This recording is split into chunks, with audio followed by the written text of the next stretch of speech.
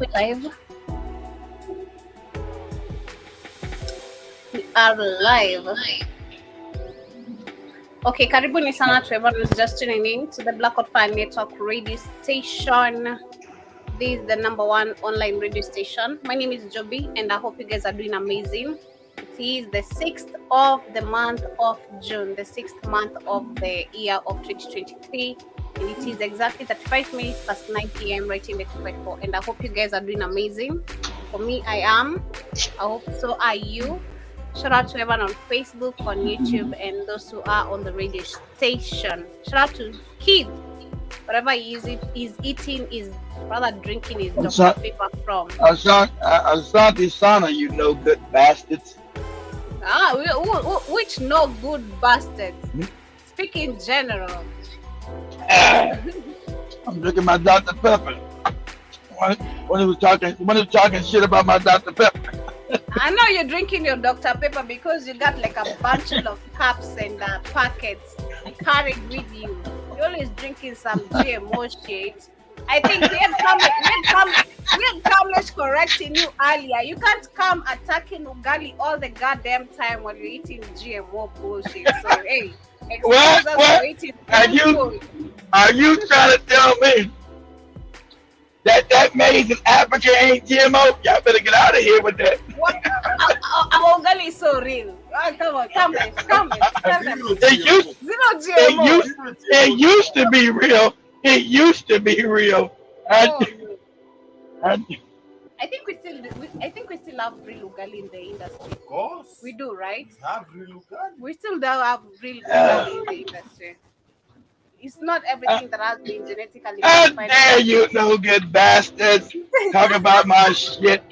This is the reason why we do not need our we do not need our puppets, our clowns telling us that we're gonna be facing inflation while we have a 65% arable land. Where is this 65% arable land going to? Who is it serving? Why can't we be able to produce food? It's serving the European masses who got farms. It's serving the European masses, Joe, who got farms all throughout Africa that Negroes are not allowed to go near, and they ship that food back to Europe. That's where a lot of that land is at. Shit. These all have to come to an end. I don't want to keep on talking about this. I always feel like I'm repeating shit. No, you don't know who you wake. You don't know who watching. You don't know who you waking up, Joby. You don't know what little kid, what little boy, what little girl you waking up. Yeah, but for you who is watching right now, know that you have to wake the fuck up. You have to wake up. Stop delaying on time. Let me tell you, I think personally, Kid, can you rate the amount of time it took for us to literally accept the truth on a scale of 1 to 10? Like the first time when you approached us to the truth. All right. Let's go to the story. Are we scared or are we ready to approach the truth? All right. Let me tell the story.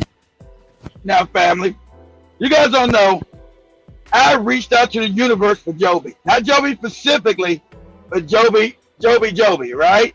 So I had Spikes fucking up, Cammy fucking up. I couldn't just abandon what I was building in Kenya. So I sat there and finally just meditated.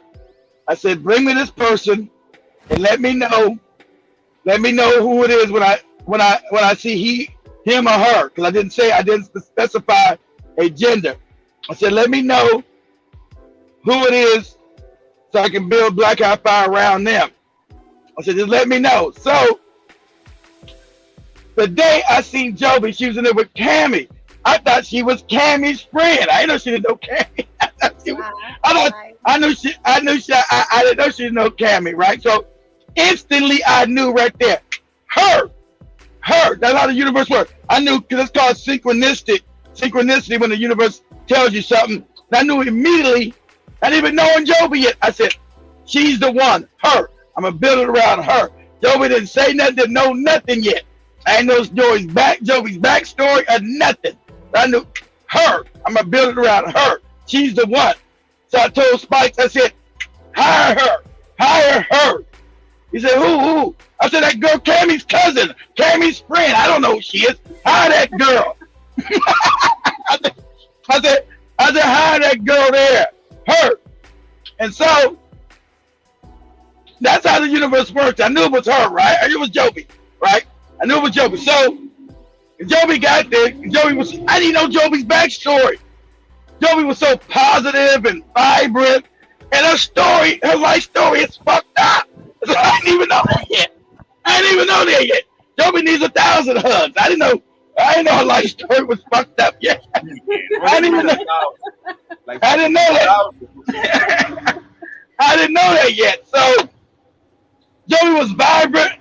I said, yeah. So I said, I got to spring it on her immediately to make sure. I said, hey, young lady, you know Jesus ain't real, right? So I was like, what? Oh shit! Oh no, Cammy, what is this nigga talking about? What's going on? Does he want me to worship demons in this bitch? I was so traumatized. Traumatized because I always say, before you continue, I had the decision between because at that time it caught me I was so deep into religion, I'm now into my fasting shades. What? Yeah, what? What are you talking about? Wait, fast. Yo, so I had to you need Jesus to deliver a job. What you gonna do?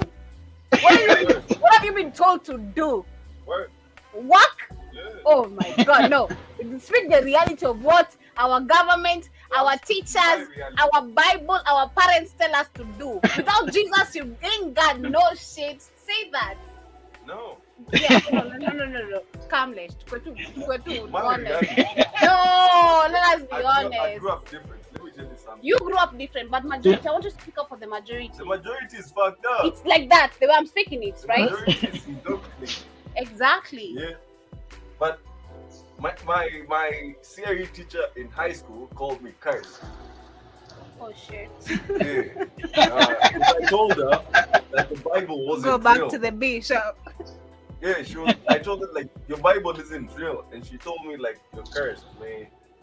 You can't talk like that about God, and I was like, what you mean? What you mean I can't talk about him like that? You can't question. If I can't question you, I know, right? That is not real. Wrong with you. Exactly.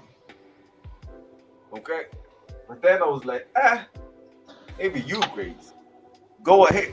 She was ugly too, so it was easy to hate. But check this out. So anyway, I didn't even know. And this sounds all fucked up. I know it. I didn't even know Joby was even beautiful yet. I didn't really think. I didn't focus. Say that. I never focused. That was beautiful. I didn't know. I didn't really focus on that, right? Because I'd wrap my mind as I'm gonna build it around Joby. Joby didn't know yet. I'm gonna build it around her. So when Joby was coming, and everything started transpiring at that time. Joby started telling me everything that Spikes was doing. Spikes was doing all kind of crazy. I know he's fucked up. I know he's been stealing money, but I couldn't get rid of him for stealing money because I still needed his ass, right? I know he was stealing money. That was okay. Little money he was stealing. It was okay. It was all good. So Spikes came to me and said, Go on. But Spike said, I need you to fire Joby. I can't work with her. She got a big mouth. She not. I said, Spike, I'm not firing no Joby. You crazy? Nigga, I'm about to fire you. You just don't know it yet. I'm not going to fire no Joby. Are you crazy? Joby comes to work on time. I said, you got no clue. All right, when I get Joby up to speed, nigga, you out the door. You got no clue yet. So Joby didn't even know. So, see, as I start building everything around Joby, my love for Joby goes, Joby's not my employee, Joby's my daughter. I love her as a daughter. That's how the universe brought her to me. I love Joby as a daughter. You know, I would kill for Joby now. I love her as a daughter. It's that type. You too, Uh, period. because I built everything around her, and everything transformed with the universe. But I never knew Joby always wanted to be in camera. I didn't know she wanted to be doing this. I had no clue, but the universe brought it to me. That's what I meditated on. But I thought, like I said, I thought she was Cammy's like cousin or friend. I said, hey, Spikes, get that girl that was with Cammy. I don't know, whatever that girl name is, get her. Call her back. Hire that girl. I had no idea that Spikes was in Joby's DM trying to get in her drawers. I had no idea. I had no idea. I had no idea. I had no idea. I don't know. The universe works in mysterious ways. I had no idea. So, I know Spike was trying to run game on Joby at the time. And he wasn't going to try to hide. He was trying to sleep with her and shit. I was like, hey, hire that girl there. Hire her. Cammy's friend. No, he was quiet. He knew it wasn't Cammy's friend. He was tell me, nah, some girl I've been trying to scheme on the internet and shit, on Instagram, where the fuck he was at. He wasn't going to tell me that. So, he did let me believe that Cammy and Joby were friends. I said, Kimmy, call Cammy's friend back up in here. I said, yeah. So, that's how I found out Spikes was always drunk. But you guys knew Spikes was drunk because his cameras. He said, why Spike's eyes always red? And the girl told me, Spike's always fucked up. He be drinking all the time. Mm-hmm. Now, I know he was drunk. I know he get drunk all the time because Nish told me when I sit his ass down to Rwanda, he would never show up on certain areas. Then when he filmed the ground for a goddamn hour, I said, nigga, how you know you're not filming the ground for an hour? Spikes, you lied. You was filming the ground for an hour as you walked through fucking Kigali, nigga. Rwanda, people in the comments, hey, what's going on? What you doing? How you filming the ground? I didn't know Spikes was already fucked up and drunk. He was drunk. I said, where's this? Go ahead, Joby. What I'd say in general, to just not to go all over the whole story, because I mean the Black Hot Fire family knows this story, to not repeat it over and over and over again. Same history, what happened. It's a good story, Joby. Shut up. Is it a good story? Is it a good story? Is it a good story? Because if I am to I'm planning to take you guys on a trip over where we used to be on our previous studio. So it's not gonna be a good story because no, you don't. It's not a good story, kid. I know, but check this out. When I told Spike to find the studio, I didn't know it was all fucked up. The girls had to tell me, right? Because he was pocketing that money, right? And the girls thought I had them all fucked up, right? So Spike was telling them, it's Keith. Keith don't want to do nothing. Look, you guys remember I had that studio laced out, right? I didn't know Spikes had all kind of using the damn studio for a casting. Be better. Oh my God, be better. What did he say? What did he say? 50 Shades of Cooking Oil. Are you kidding me? Yeah, that's funny. That's right. You know what this boy did? I had chilies. He had chilies. He brought them on a photo shoot on a studio. Now I take chilies, bring them here for a photo shoot, naked, on a Black Hot Fire network radio station, international online radio station. Put it on a Pornhub. Hey, what? Put it on a Pornhub. No. Our previous manager. Wait, then what? Yeah. Then what? Yeah. No, wait, then what? Like, what was his plan? Like, I want to know, what was his plan? Like, after that, then what? Actually, didn't know. A friend of ours was with the one. Me had concluded the suspicions of things are not okay. So, like, hey, a friend of ours comes and approaches, like, something is wrong. I've seen just a fucked up a brand of yours on a That fucked friend up is out site. there, eh? I'm like, yeah, the friend of ours is there. out I'm there, like, it's yeah. I was out like, there. hey, that friend of ours is there. Because what are you doing on a Pornhub site? Like, for you to see this. Get out new content. You But know I'm what like, you- again, thank you. Because where she came, very, very conscious. You ever seen someone approaching you very conscious? Like, I've seen something very I like concerning. that it's a she. So she Okay, she out there, okay, like, living her best life. I've seen something very Rose concerning Coco Rama. Joby. And I think you guys need to be very considered. Because it's literally on your platform. You guys post your platforms on every social media. So just know your social media is on a fucking Pornhub. Like, Yeah, because exactly right, Big Chief. He comes off so innocent. He comes like Joby said, it's the English for him. Because he does. Spike comes off so innocent.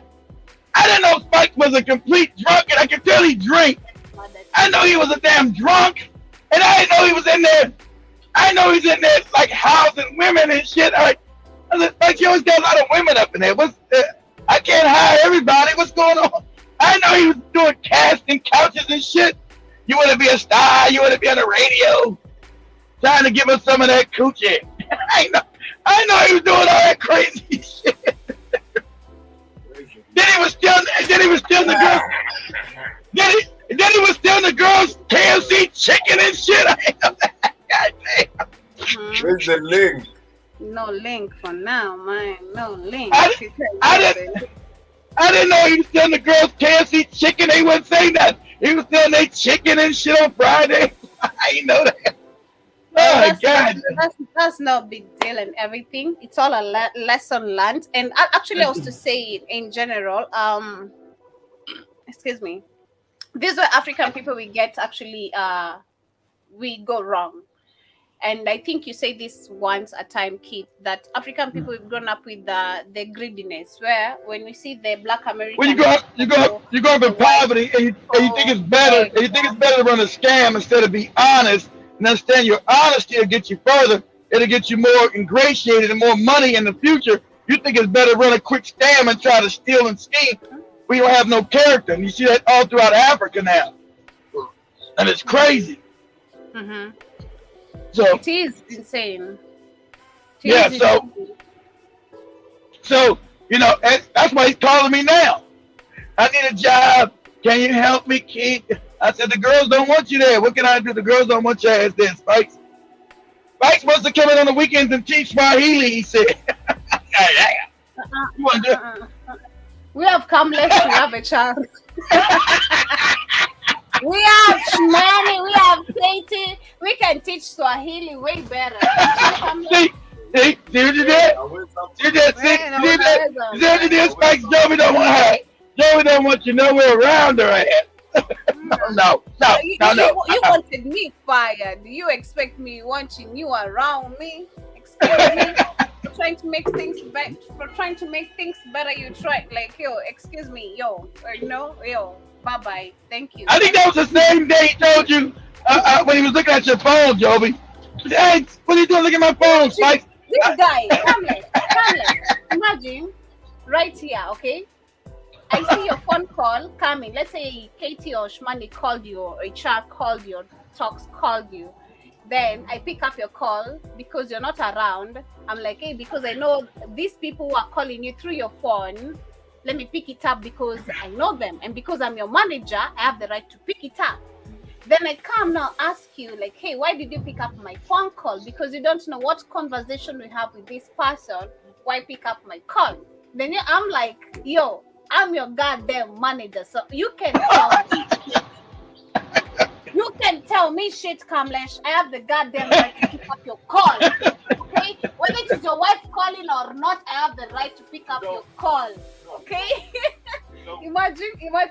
So then if I try to question you, you're telling me I'm petty as fuck.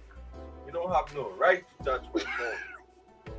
Leave my phone alone. Hello. That's my phone. Yo, look here. It's all good. For learn to be honest.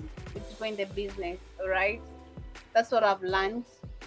not right now. I've seen this with my dad. I've seen my dad in prison, a lot of my cousins because of even trying Damn, to damn. because of Man, trust issues in you business. see what I mean when I tell you like you sound like you're 63? The 63 is you. Like Joey just sounds like she was born in the 50s. No, but her dad sound crazy as cat shit. Yeah, Joey sounds like she was born in the 50s, went through like the Great Depression somehow still, and Come to slavery. give you my She was story. colonized. You're gonna break your shit heart right now. You'll Who cry. told you I have a heart? Oh my god, you'll cry to death. We burned though. Don't try me right now. We Okay? burned I'm those. past over 8, but I'm It like was. Hey, it was. my story is crazy. It was Big Cheese. It was Big Cheese. Spikes out here getting all the Oh, coochie. Spikes were getting all the coochie. The girls like, Spikes got so many young girls. So many young girls from the college. Spikes out here, it's hot, I'm gonna put you on, make you a star, but you gotta give me some of that coochie. All right. Yeah, like what I'm saying is like if you let's assume we all don't know Joby, right? And somebody tells you Joby's story. How old would you expect her to be? Kindly tell us in the chat. Assume you do not The story- know What? Joby. HR, you saying what? It's real. Okay? Assume you don't know Joby. And then somebody tells you all the things she's been through in life. How old did you expect Joby to be? I still expect her to be young. I just say her daddy was, she came from a fucked up family. Some people have fucked up families. It's just a sad fact of life. Some more fucked up than others, but Joby, so that's what exactly right. When I found Joby to be so positive, and then I heard her story, I said, damn, Joby, you probably need to be jumping out a goddamn window or something. I know, That right? shit crazy. That shit crazy. I did attempt Man. suicide. What you mean? Attempted suicide. What you mean? So this is what happened. I'll give you a brief story of my life. Yeah. My mom and dad separated when I was 2 years. That's why I'm glad she found her mama's family. My dad cheated with my mom's friend. What? Yeah, Feast. exactly. So I have a brother. There's a story you guys were talking about. You I have a think brother? earlier. Yeah, With your mom's friend. yeah. There's a story you guys were Damn, talking this about. nigga was reproductive. I was trying to actually. There's a story you guys were talking about, and I tried. And this nigga is the bishop. This the bishop He's a nigga. bishop. What? HIV and AIDS. This nigga. He bishop in that booty, nigga. Yes, God is HIV and AIDS and all that. So Listen, I shall cure you of all your illnesses. The only condition. What's that? please. Yeah, give me that kiki, give me that coochie. Yeah, this is how I cure you. But that's what they tell them. Listen, they tell you, like they go and tell what's these up? women, like you're impotent. I know. The only way you can get a baby is if I fuck you. There was Yeah. a woman caught in what country is this? I think it was Cameroon or Ghana or Nigeria, just somewhere around there. And it was a pregnant woman getting fucked by her pastor because she believed that That's all throughout Africa, did nigga. throughout the pregnancy. Listen, unless he did so throughout the pregnancy, the baby wouldn't survive. Bro. And he'd been fucking her since before she was pregnant. Okay? As in, Bro, listen, F the Damn. pastors, okay? Because I grew up in the old fucked up religion bullshit. If you want to speak of being lied about Pastor Mackenzie, Pastor Ezekiel, seeing Jesus on the air, I've grown up with all that. Yes, the blue beam vision. Yes, I've grown up with all that. hallelujah. All the nonsense. So, in simple terms, No, but you could have been like a nice corn artist. as my a mom preacher. divorced when I was 2 years. They went to the chief. We had the chief at that time. They discussed the case. My Mhm. mom couldn't take me because she didn't have a job. So my dad had to take care of me. Okay. My dad had to dump me at her sister's. And then because he couldn't take me in because he had taken my mom's friend in, and my What? mom's friend couldn't take me. You know the stepmom bullshit, you know. So later on, But your dad was dangerous. Though. to skip the whole part short story to come to his part, I meet him after 10 years when I'm 12 years now. So I'm introduced to him. The day I'm introduced to him, actually, I kind of noticed I'm going to be big guy introduced was to my quiet. dad. Yeah. The day I'm being introduced to him, I have an instinct. I'm going to be introduced to my dad, but my mom does not tell me. Okay. So I meet my dad. I'm like, wow. So I was actually true. I'm going to be introduced to my dad. I was like, how am I being connected to the truth? I don't you need know? no soda. People say I'm too fat now for soda. I So. was like, what? Yeah, they say I'm too fat. People on the phone. People How on much the phone. weight? What? People on the phone say I'm too fat for soda. Now it's GMO and I'm doing wrong. So You're taking. I know. I'm trying to do right. Kid, what's your weight right now? I'm not gonna say.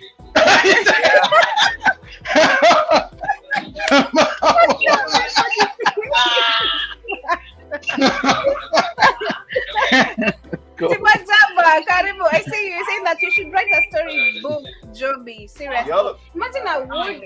Appreciate y'all didn't even see. I would. So after to finish the whole thing, I met my dad. I was supposed to move in with him. when you were 12. Yeah, I was supposed to move in with him. I moved in with him. I met my stepmom. I was just my mom. So your stepmom is still your mom's friend. No, my stepmom is now the third wife. Actually, my mom's friend was left. I know. Dangerous. So there's now the third wife. So the third wife has like 2-3 kids. Sijui By your wangapi. Yeah. I have like Man I is think 8 active. siblings. I have like 8 siblings. Your dad actually meant that Old Testament shit. right? Whatever. Like, Whatever. He was like a true bishop. So I met him. Mhm. It was very brutal to me because of actually not being Did he still have his church? actually didn't have a church, but he was a bishop who was used to be called in churches. Other people's churches. Yeah. So a bishop without a church. Yeah. What do you mean? I know. So who's under him? Women. I don't know. Who's under him? Women. He's the bishop. He's the bishop of booty. Goddamn it! Oh my god. Bishop You of kidding me? What? I'm the I'm the bishop of booty, nigga. Look at that booty. That's right. Yeah, I met him. It was very brutal to me because of not passing exams. He wanted me to become number 1 by force and all that. To make the long story short, my mom passed away, and then he became extra brutal because he was like, now there's nobody to now defend Yo, you. you. So Check bitch, you gonna face Yeah. the goddamn drama. And I faced the drama for real, Kamlesh. For real, this guy strangled me to death. Strangled. Almost to death. Literally. Yeah, because I was sick. So like they held you down with your Yeah, throat yeah, and like just, bitch, like, can you choked can you die, please? And the day before, that's when I was. How do you strangle somebody, Camus? You can't be. You weren't talking about you need to strangle somebody last week. It can't be fake. It can't be fake strangling, How do I Camus. fake for the fitness? Like, how you not 63, Joe? Negro here. Like, if I had gone into, I'd be like 70 or something. Like emotionally, like I'd be tired. I'd just want to be like, I'm done with this. What is humanity now? Thanks, It's so mate. nice that you're this optimistic about life. To top it off, he told me I'm not gonna be shit in this life. Oh fuck that. My dad told me, he told me literally, actually, he forced me to marriage. For me to move out of his house is because my dad forced me to marriage. So you had a husband. He used to force me to his friends. His He was friends. pimping. His friends, yeah. Nah, that's Yeah. not mine. That's pimping. Leave alone now that pimping. Now, if I am dating someone who is kind of well off, he's like, yo, you need to get the fuck out of my house. You need to get the fuck out. What are you doing here? I'm like, what do you mean? What am I doing here? So, like, You're like, you're too old enough to. You need to give your siblings space. I'm like, what do you mean? I need to give my siblings space? You know? man. How's Oh, how old were you, Joby? Like Oh 8? my How old were you, Joby? Like 18, I was 19 years old? 20. I was 20 at that time. I was 20. Still a child. But it's right, like he started selling me out when I was actually 17. Wait, he was pimping you at 17. Yeah. Every time I could date someone who's like well off. You started dating at 17. Yeah. Why? Because this guy was not giving me money. The first time I tried to borrow this guy money, the reason why you asked me, Remember when you found out that she didn't get no money? You said, Joby, what'd you do? She's out here. He told me the first time She's out here hustling these niggas. He told me the first time I tried to borrow this guy money. Borrow. You can't borrow your dad, Joby. He's supposed to give it to you. You don't borrow no money from your father. He's supposed to give it to you. He ain't borrowing no damn money. I began my menses, but that was before I met him. Like a couple of weeks before I met him. Before class 7. I'm in class 7. So this guy, I don't know how to say. No, I'm like dependent on my mom. No, so I'm like every time I need pads, I'm like my mom, hey mom, I need you to do this for me. So the day this shit comes and her tax me, and I went and approached this guy and I told him like, hey, I just need like $50 to buy sanitary towels, and actually for me I couldn't like hold one sanitary towel, so I needed two, so which was $1 at that time. For me when I began, I could go like for almost 2 weeks for menses. Yeah, right now I go like 2 days, I'm good, or 3 days at most. You see how fertile you are? That's how African women fertile we are, exactly. That's how fertile you are. 2 weeks worth of a baby. I remember I approached him. It was in the morning. I was going to school, Cambridge. You can just imagine your daughter right now. You have your daughter. You have a first daughter. Your firstborn is a daughter, Cambridge. Imagine your daughter coming to you telling you, Dad, I have my mens. As I see her, she doesn't even have to tell you what she's doing. You were supposed to teach your daughter that at the beginning. I need you to You give were me a supposed to dollar. already taught your daughter at the beginning, like I taught my daughter, and took her to the store to get her pad. Man, this shit crazy. Yeah, she's like, yo, I just need you to, listen, this is what I told him. Like, I just need you to give me $1. Then he insists. You insist. What is the dollar for? It's just $1. It's nigga, you're not struggling with money. You're literally earning $100 a day or $200 a day. No. Then I come on. I'm just asking for $1. You're like so insistent of what is the dollar about.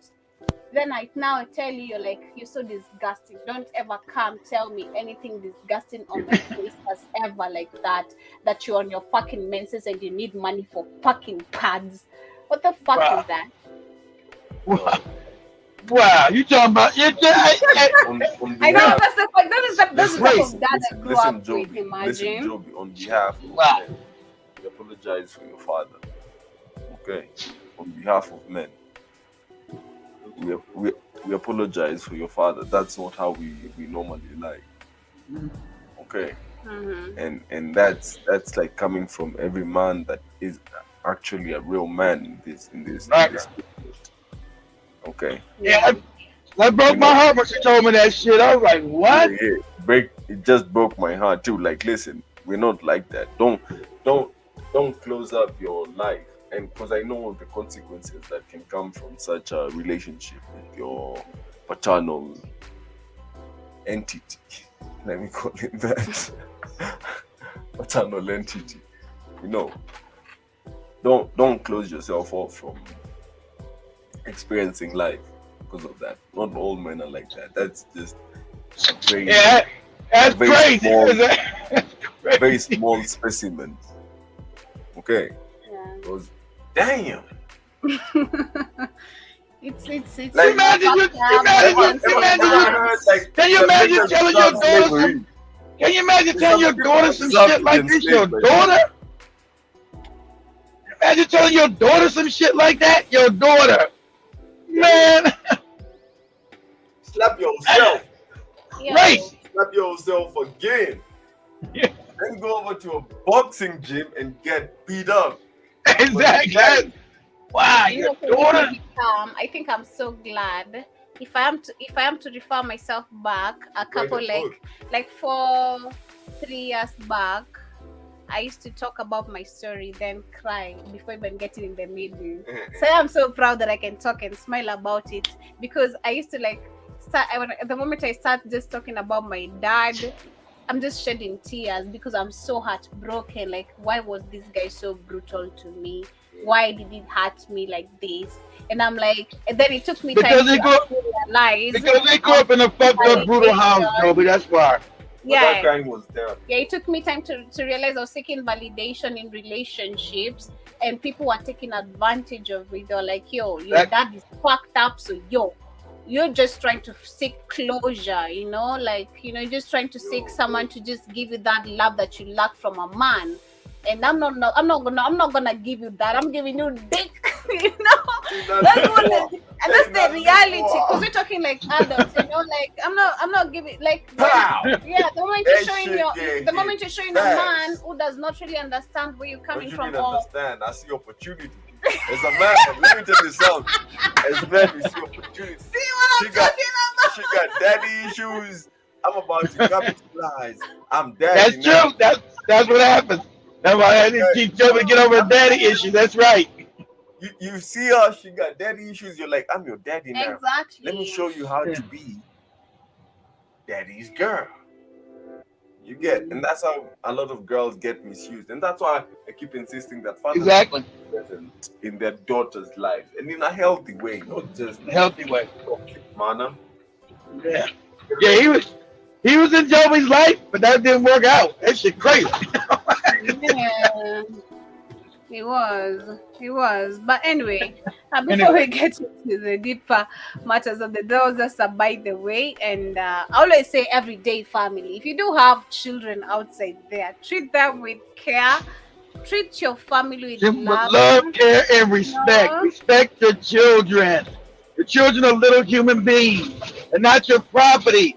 Then your children are not your property. Your children are raised to become prosperous human beings. They're human beings. They don't. You don't own them. Period. Because they're gonna eventually leave your stupid ass. Mm-hmm. You know, you're there to guide your children, love them, respect them, and guide them and love them the best way you can, and set them up for the future. That's your job as a parent. Not no, hey, you know, when you get 17, it's time for you to take care of all your siblings.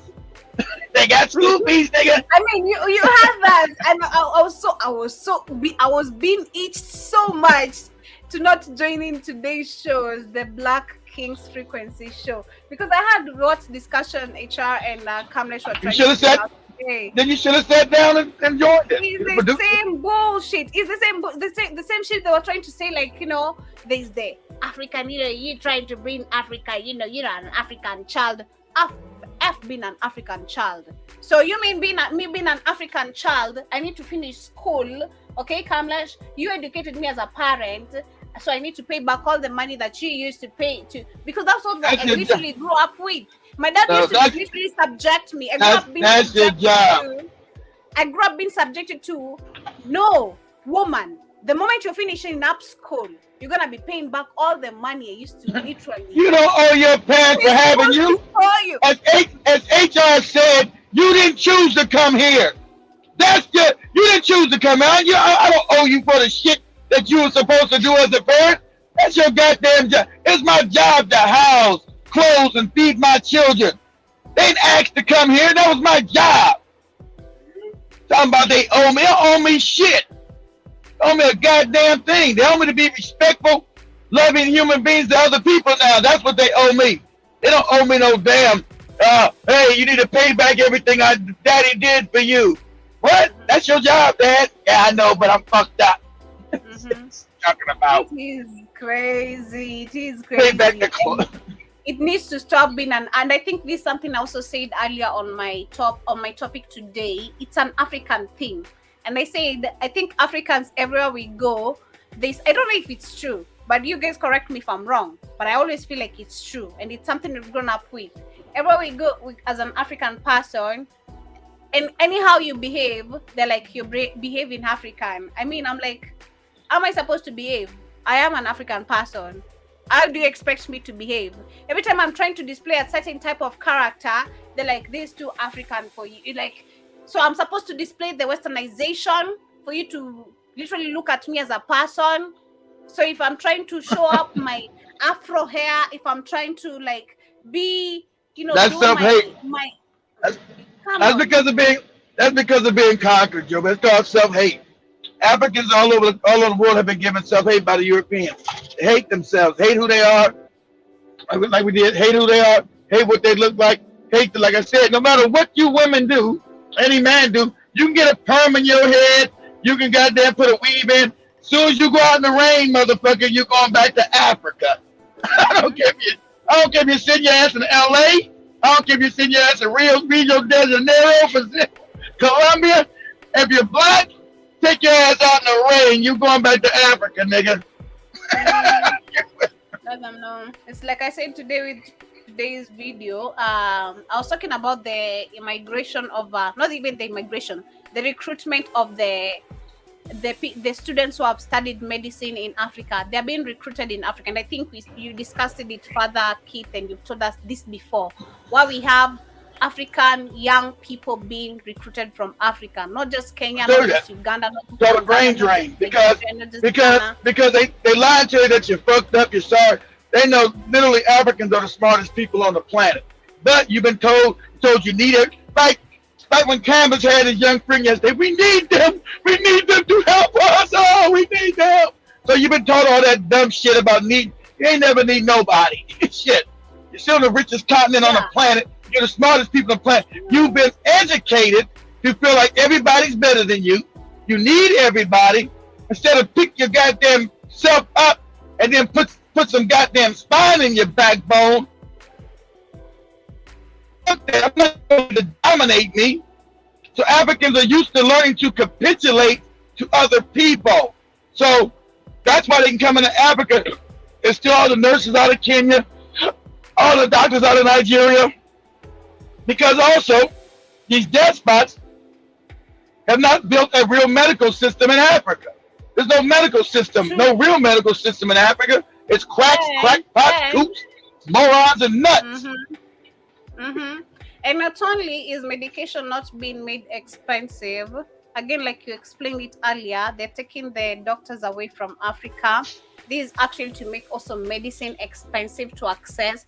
And further from that, this is a topic we had, I think, 2021, Keith. And I think I brought this up when I was discussing about two of my cousins who are supposed to apply for that recruitment of the UK. I remember. You remember? Yeah, you remember. Then I remember from the article, most of the articles we had most of them, once they arrived there, they had to take the you-know-what. So we know what's going on, so... Yeah, to take that big Ugali. Shout out to Jamie Farts, Jamie, you moron. Told you, nigga. Taking the big Ugali.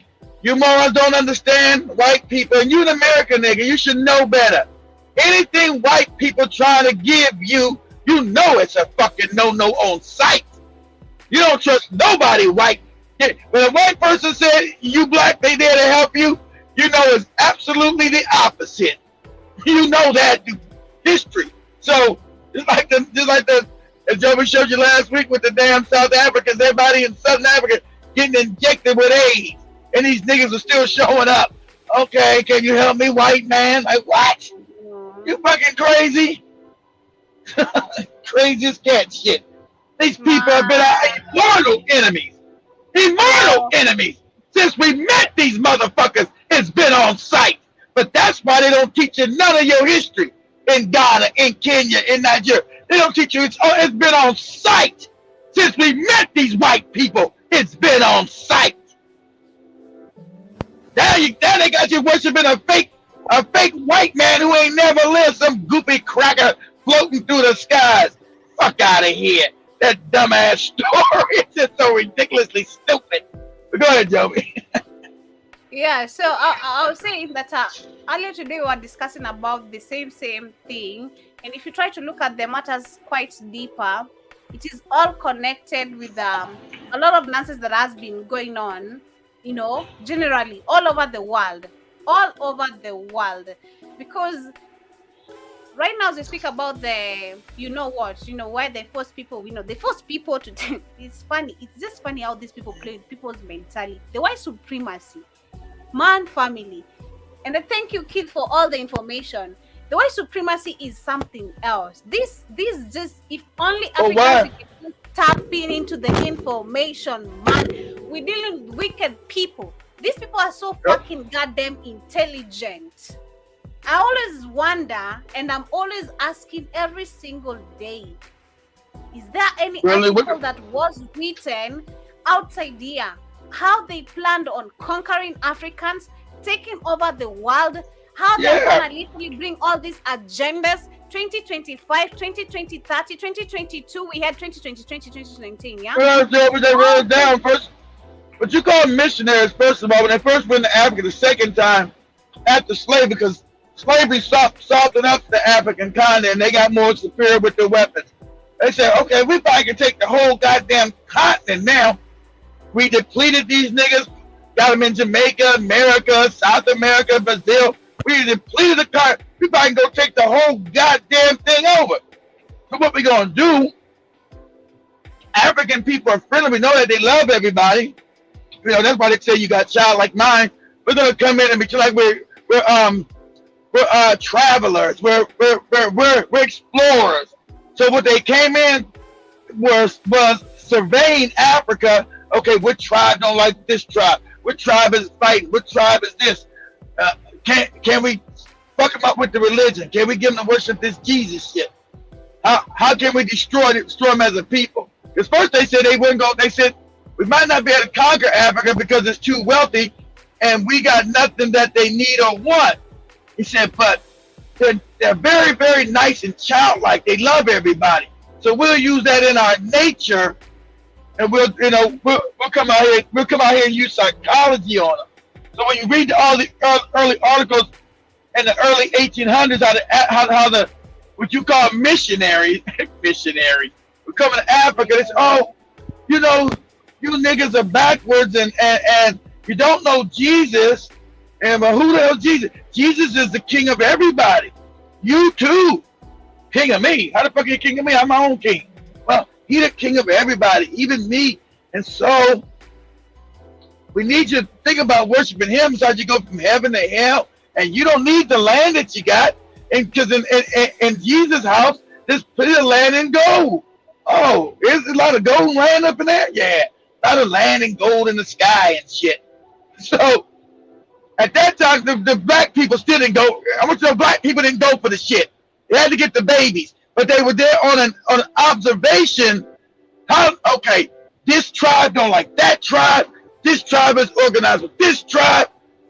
So we got the lay of the land that we can come in and conquer this motherfucking place. So they came in love. They came in brutal.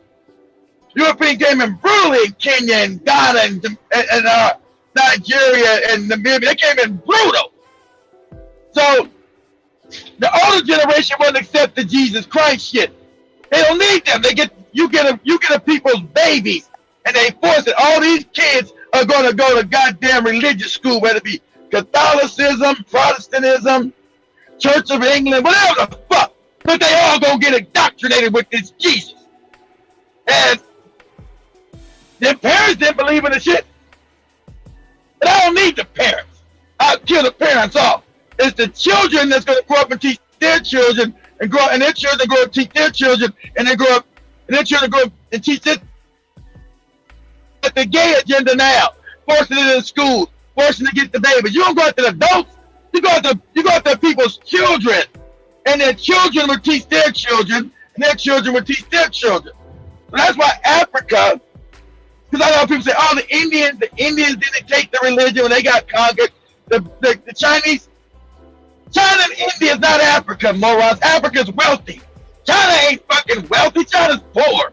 It's only wealthy because the Europeans propped it up and gave it manufactured. It doesn't have any mineral wealth. Nothing under the ground in China. China's poverty. No, you can't feed the country with that fucked up land or nothing. So it wasn't in their benefit to do a whole struggle with Chinese people. They didn't give a shit. We'll put these Chinese bastards on fucking drugs and we'll rob the country that way. And when they get free, oh well, they get free. But Africa has got the wealth. We must maintain this part of the world forever. get these kids' mind. And that's what happened in Africa. So remember, fights when the European was coming into Ghana, Nigeria, Kenya, and there were wars. And those people would be exiled or murdered or killed.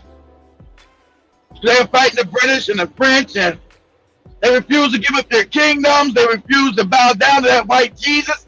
They refused. They knew what the fuck they were. They weren't brainwashed yet. They refused it. Africans just say, okay, we're going to accept you as our gods. No. That came with the children later on as they murdered off all the leaders of Africa. They exiled them, killed them, tortured them, all kind of shit was going on. And the white man is now trying to hide all that real history.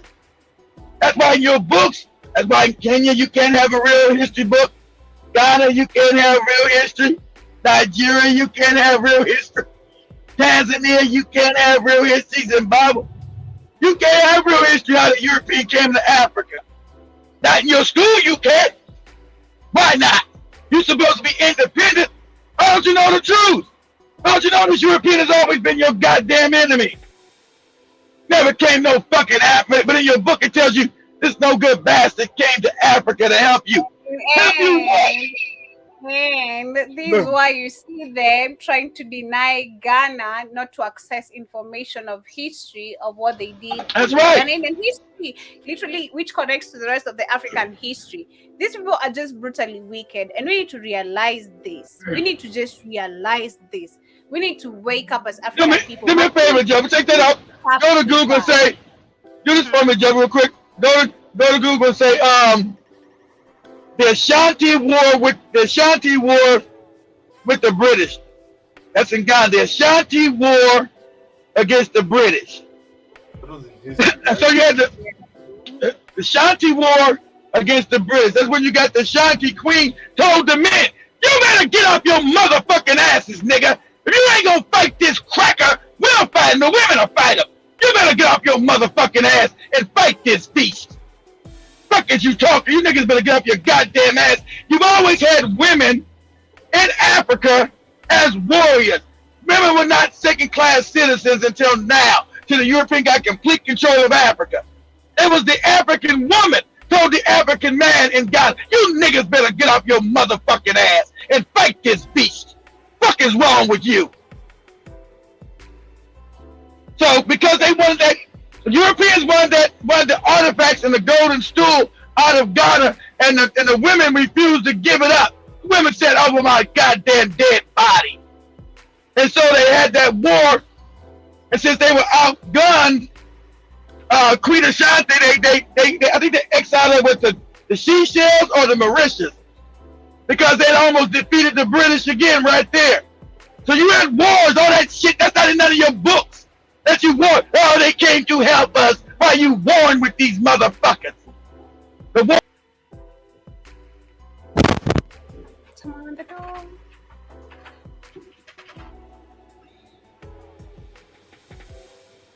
Oh, go ahead, Joby. You gotta read it. Okay, so let me read this article that I've seen here. They're saying that the Angola Ashanti Wars were 5 conflicts that occurred between the Ashanti Empire and the British Empire, and which you mean they was an empire in Africa? They want niggas living in huts and poor and backwards, Joby? Imagine. We did have all that. We had kingdoms, but none of this is discussed in history today. Apparently, nobody knows about all this today. Apparently, but they're saying that the Angol Ashanti Wars were 5 conflicts that occurred between the Ashanti Empire and the British Empire, which ultimately resulted in the Ashanti Empire being incorporated into the British Gold Coast colony, now the nation of Ghana. And the first Angol-Ashanti War began when the Ashanti claimed territory disputes with the Fante, a client state of Great Britain. In 1823, when they were still in land. So there were states as well in Africa. Imagine. Empires and states. Of Great Britain.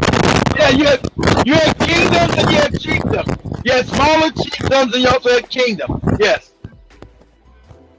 Yeah, so they say that in 1823, Sir Charles McCarthy, British governor of the Fante region, rejected the Ashanti claims and led the British army of 2,500 against the 10,000-man Ashanti army on January 22nd, 1824, in the Battle of Namasco. The Ashanti defeated the British forces and killed the Right. McCarthy. Shout out to General Mosquito Ashanti ass. Go ahead, Joe. The Ashanti defeated the British and their African allies, and the Fante and the Decarians. Why were they fighting, Joe? I thought they were our friends. They came to be our friends. Man, the missionaries, I know, right? The missionaries, bootlickers. Again, again in the Battle of the Ifutu later that year, the British were forced to withdraw their colony at Sierra Leone in 1828, and the war officially ended in 1831 after the Ashanti accepted the Pra River as the boundary between the British-controlled Fante coastal region and the Ashanti Empire. The Second Anglo-Ashanti War occurred. See, so I mean, the Ashanti went all the way up to Sierra Leone. See, all these fake borders. The Ashanti went all the way up to what you call the country, Sierra Leone, Ghana, Cote d'Ivoire, all that shit. So these borders, that's why they made sure they came with these borders to cut off these empires and fuck you up and now make you separate people. Now, am I Ghanaian? Am I Sierra Leonean? Am I Cote d'Ivoirian? But you're the same tribe, the same kingdom. Oh yeah, but not no more. Breaking that shit up. Go ahead. They say that the Second Anglo-Ashanti War occurred between 1863 and 1864. Another war? Oh my! What about them coming to help us and shit? Another war.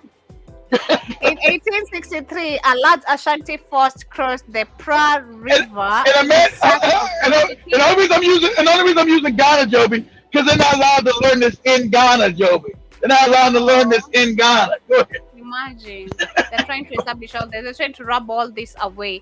They're saying that in 1863, a large Ashanti force crossed the Pra River in search of a fugitive, Kwesi Gayam, and the British, African, and Indian troops responded, but neither side claimed victory, as illness took more casualties on both sides than the actual fighting. The Second War ended in a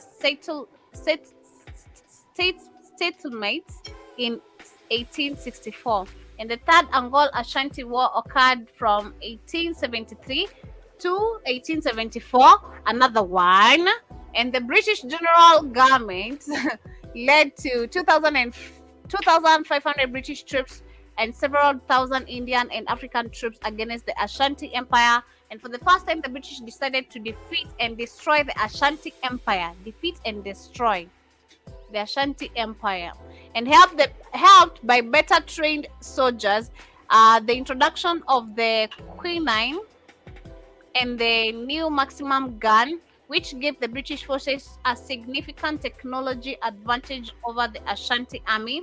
And the British defeated the Ashanti in the Battle of Amorful on January 31st, 1873, and the Ashanti capital of Kumasi was briefly occupied by the British and then burned. The war ended in July 1874. Then Ashanti signed the Treaty of Fomena. You know what the quinine was for? So we're the second one, we're the third one, we're the fourth one. And only because the British kept encroaching on their lands, because the British wanted the white people want all of it. You know what the quinine was for? Talk to me.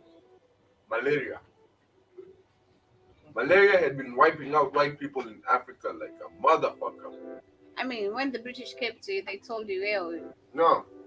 But when they invented quinine, when they got that therapy drug to cure malaria, they became invincible. Like, they could get malaria. Like, if they had gotten malaria before, it was a fatal disease. But now they could get malaria in Africa, get treated in Africa, and continue with the campaign in Africa. Now they have more forces, they have more resources, they are more technological Exactly. with the African indigenous populace, Yeah. so they are a better place to colonize us. But the Africans at that time were too disjointed. You were too many tribes. Not the fact they didn't have more, you were too tribal. At that time, you broke down into too many tribes. Understand military history. You're in the same place now you were then. You're too tribal. You became too many tribes in Africa. That's the breaking up and the conquering of Africa as it descended into too many goddamn tribes. You can't fight a unified force of people when you're a small tribe. You must be a unified group. If you were that, that's why they depleted us through slavery first. And when it came back in, they knew you were tribal. So, okay, this tribe don't fuck with that tribe. We're going to now put tribe against tribe. And then we're going to conquer one. We're going to pretend to be one's friend because they stupid. They think because we helping them now, then we're going to come back and conquer their ass so we get all of it. See, the African doesn't think like that. African hasn't been taught to think cunningly and dastardly and just real fucking psychopathic. You think I'm your friend? I'm not your friend. I'm using you to wipe out that other tribe. And when I wipe their ass out, I'm coming back for you next. I'm getting rid of your ass too, because I want all of it. I ain't sharing shit with you. I damn sure ain't sharing no power with your ass. I want all of it. It's like that lady, how she explained it. If I use it today, Kamlesh, I want to do that with you to complete a certain mission in a place I can't literally get easily to. And you are the easy target I can literally use. I'm going to use you. So after I'm done with you, I'm going to wipe you too. And the rest of your generation too. Like you say, they also, when they get the puppets, they get the rest of their families too. Because this information has been leaked. Let me tell you, if I am, let's say, a wife or my husband is working with this bullshit type of people, of course information is getting to me. I'm sleeping with the same person in the same bed. He's gonna be coming to me telling me like, hey, in case I die today, no, this is gonna happen. So information definitely is linked to me. So once they get rid of him, they're gonna come to me too. They're gonna come after me too, or rather shut me too, because they don't your whole want family information linking outside ear of what they were creating, what part of your husband or your wife was literally involved in. So they're gonna literally shut that information from there. Boom. We're done with you. We use you. We're done using you, and you're off our page. Like, we're done with you. You know, you're of no use to us anymore. Like, exactly. That's a story of history and conquest, Joby.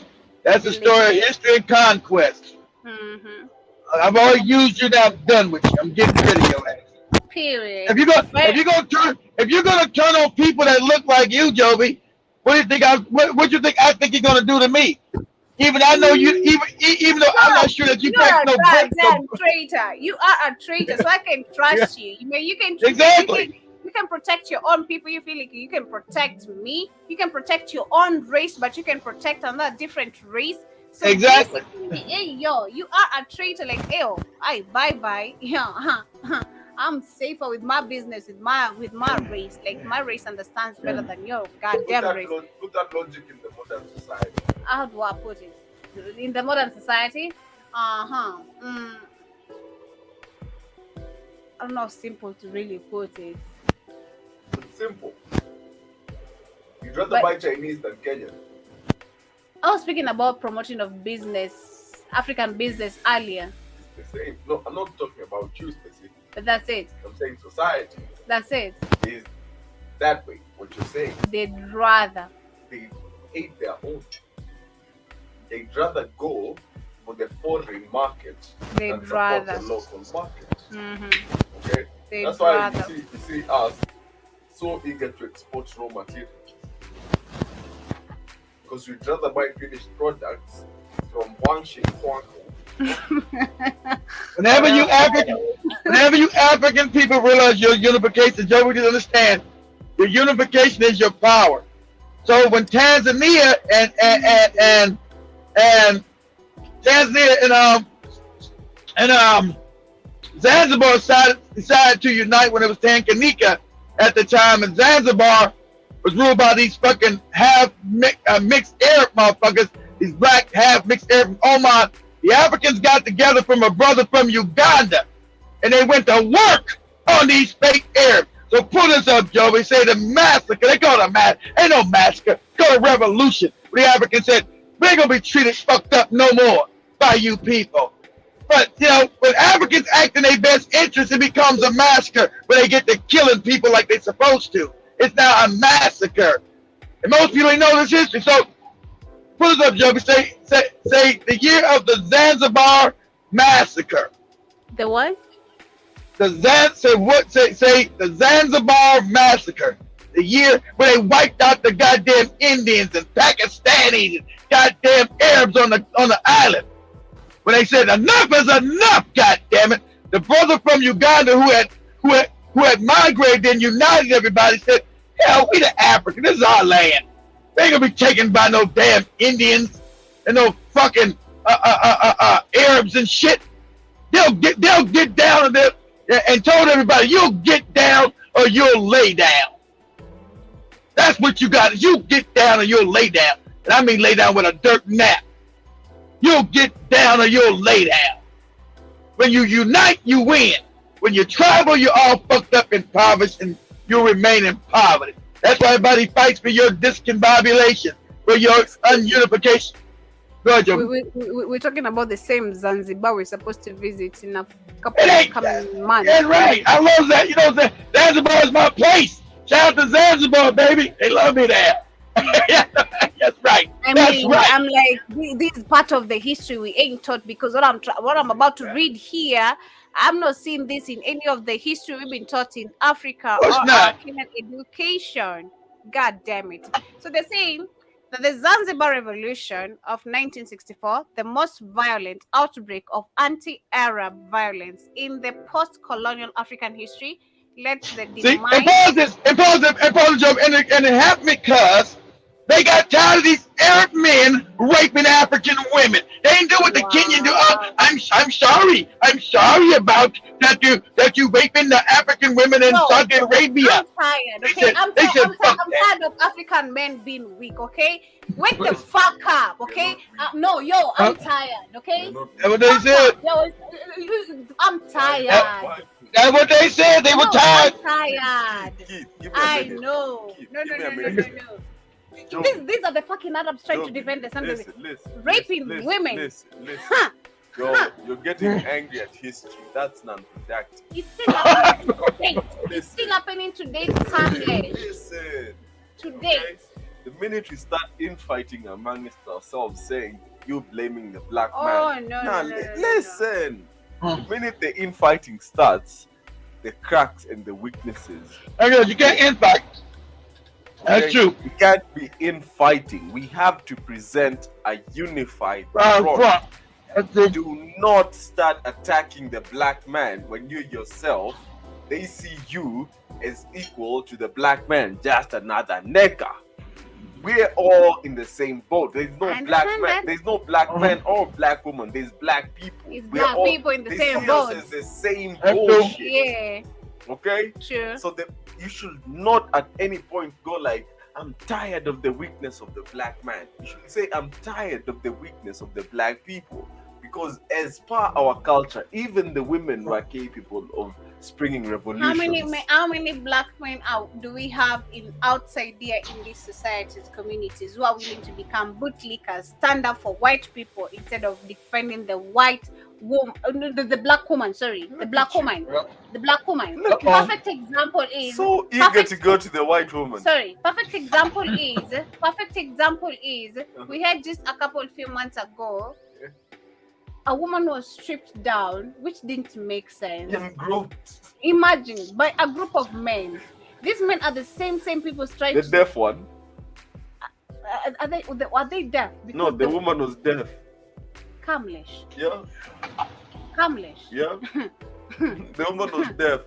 So what that makes it worse. Shit. She was not deaf. Listen. She was not deaf. Stop lying. She couldn't hear. I think she might have been deaf. I don't know, but go ahead. Stop lying. That makes it worse. That makes it even worse. You raping a deaf woman? That makes it worse. God damn.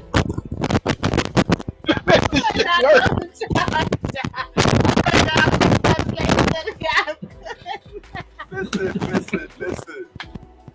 So I read this story about this lady that was coming from Nauru, right? And she was deaf. And she couldn't understand what the That's not town. the story. I remember the story though. Yeah, go on. And she couldn't understand the town. Yeah. She was stripped down. She was stripped down and they did a dirty way. They put fingers all up inside her, stroked her titties, spanked her ass, raided her house. Those are our men. And this a deaf woman. That makes it look even worse, Cameron. A deaf woman. Good God. Good grief. We look like the barbaric Indians around here. That's a deaf woman, Cameron. God damn. That makes it worse. Shit. I know, right? Shit. You come on. Listen, but what I'm saying is, no. that was just a by the way. What I'm saying is, we can't be infighting amongst ourselves and still expect to win this fight on a unified front. That's true. We have to be united all the way through. We can't have any cracks appearing while we're in this fight together, in this struggle together. Because the problem that is facing us is black people. Exactly. Not just black men or black women. Okay? We have let's talk about the Saudi Arabia situation, right? How all these Kenyan girls going out there to Saudi Arabia, to wherever, to Lebanon, and most coming back dead, beaten, malnourished. Okay? Some men go through the same thing. They don't see us necessarily as gender differences. It's a black one, you can misuse it. There are countries in Africa where slavery of the black man still exists because it's an Arab-dominated nation. Yep. Libya, Mauritania. We have to present a unified front and show them that we as black people throughout the world will not be misused and forced to the side Thank anymore. you. I think what I'm picking from you is, again, we still go back to the same bullshit you keep on saying. Reset everything. Because if you look at like It's not bullshit. it is bullshit. It is bullshit. It's the only way. Listen, as in, it's the Let me only think. Africa way. should be linked. At this point, Kamle, she wouldn't tell me we've not been linked to information. We've been linked to information in so many small ways. You see, Small ways. You see what you fail to understand is this. You think because you're exposed, so are the rest. Okay. Exactly. Most of Africa is not exposed as you. How did you understand that point? Okay. Because there's a point So to me the too, I was not exposed. Yeah. And for you, imagine at that time when you were not exposed, there was somebody who was saying what you're saying now. Yeah. So the majority of Africa is still under the indoctrination of the Western society. That's why every day, I mean, not even every day, Africa churches every day. Every Sunday we flock to these churches and worship their gods and do what? And sacrilege all over ourselves, okay? Piss on our ancestors' graves and memories, just to worship their enemies. Yep. That itself tells you something. The African man or the African person does not have their identity sorted out. Exactly. Because you do not see it in India. You do not see it in China. You do not see it in Japan. You do not even see even in Russia they have the Orthodox Church.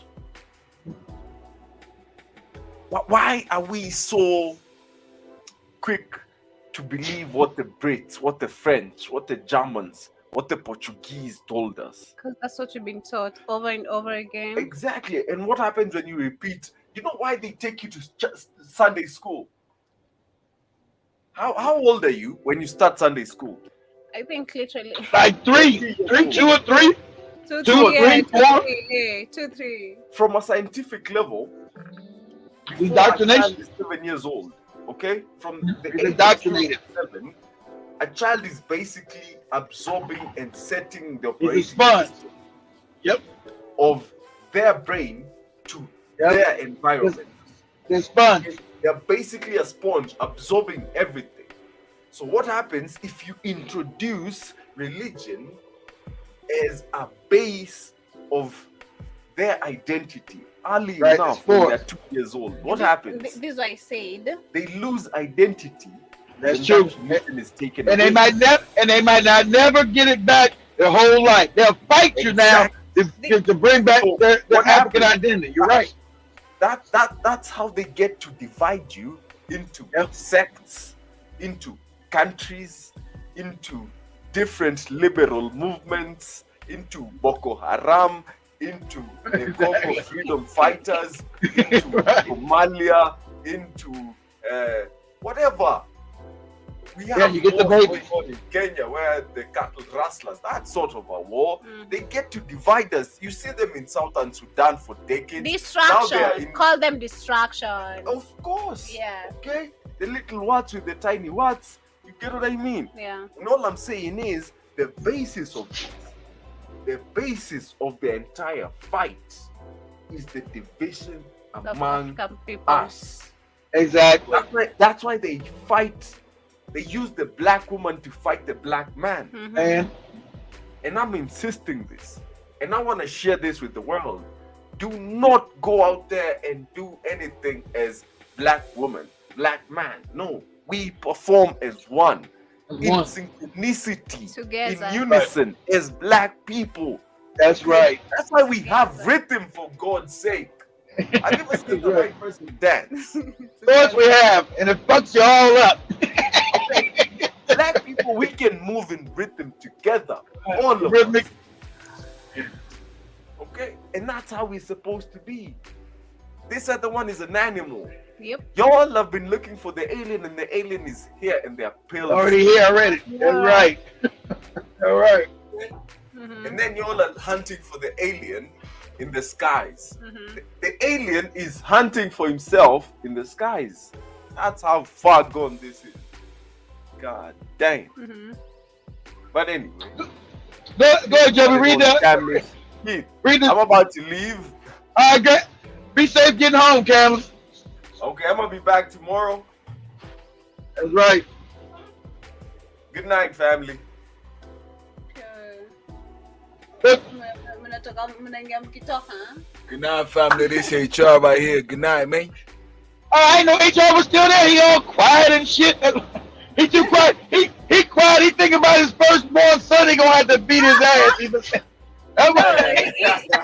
talking in the background. I think he was just maybe not loud enough. yeah, he was. He's in there contemplating about beating his son's ass.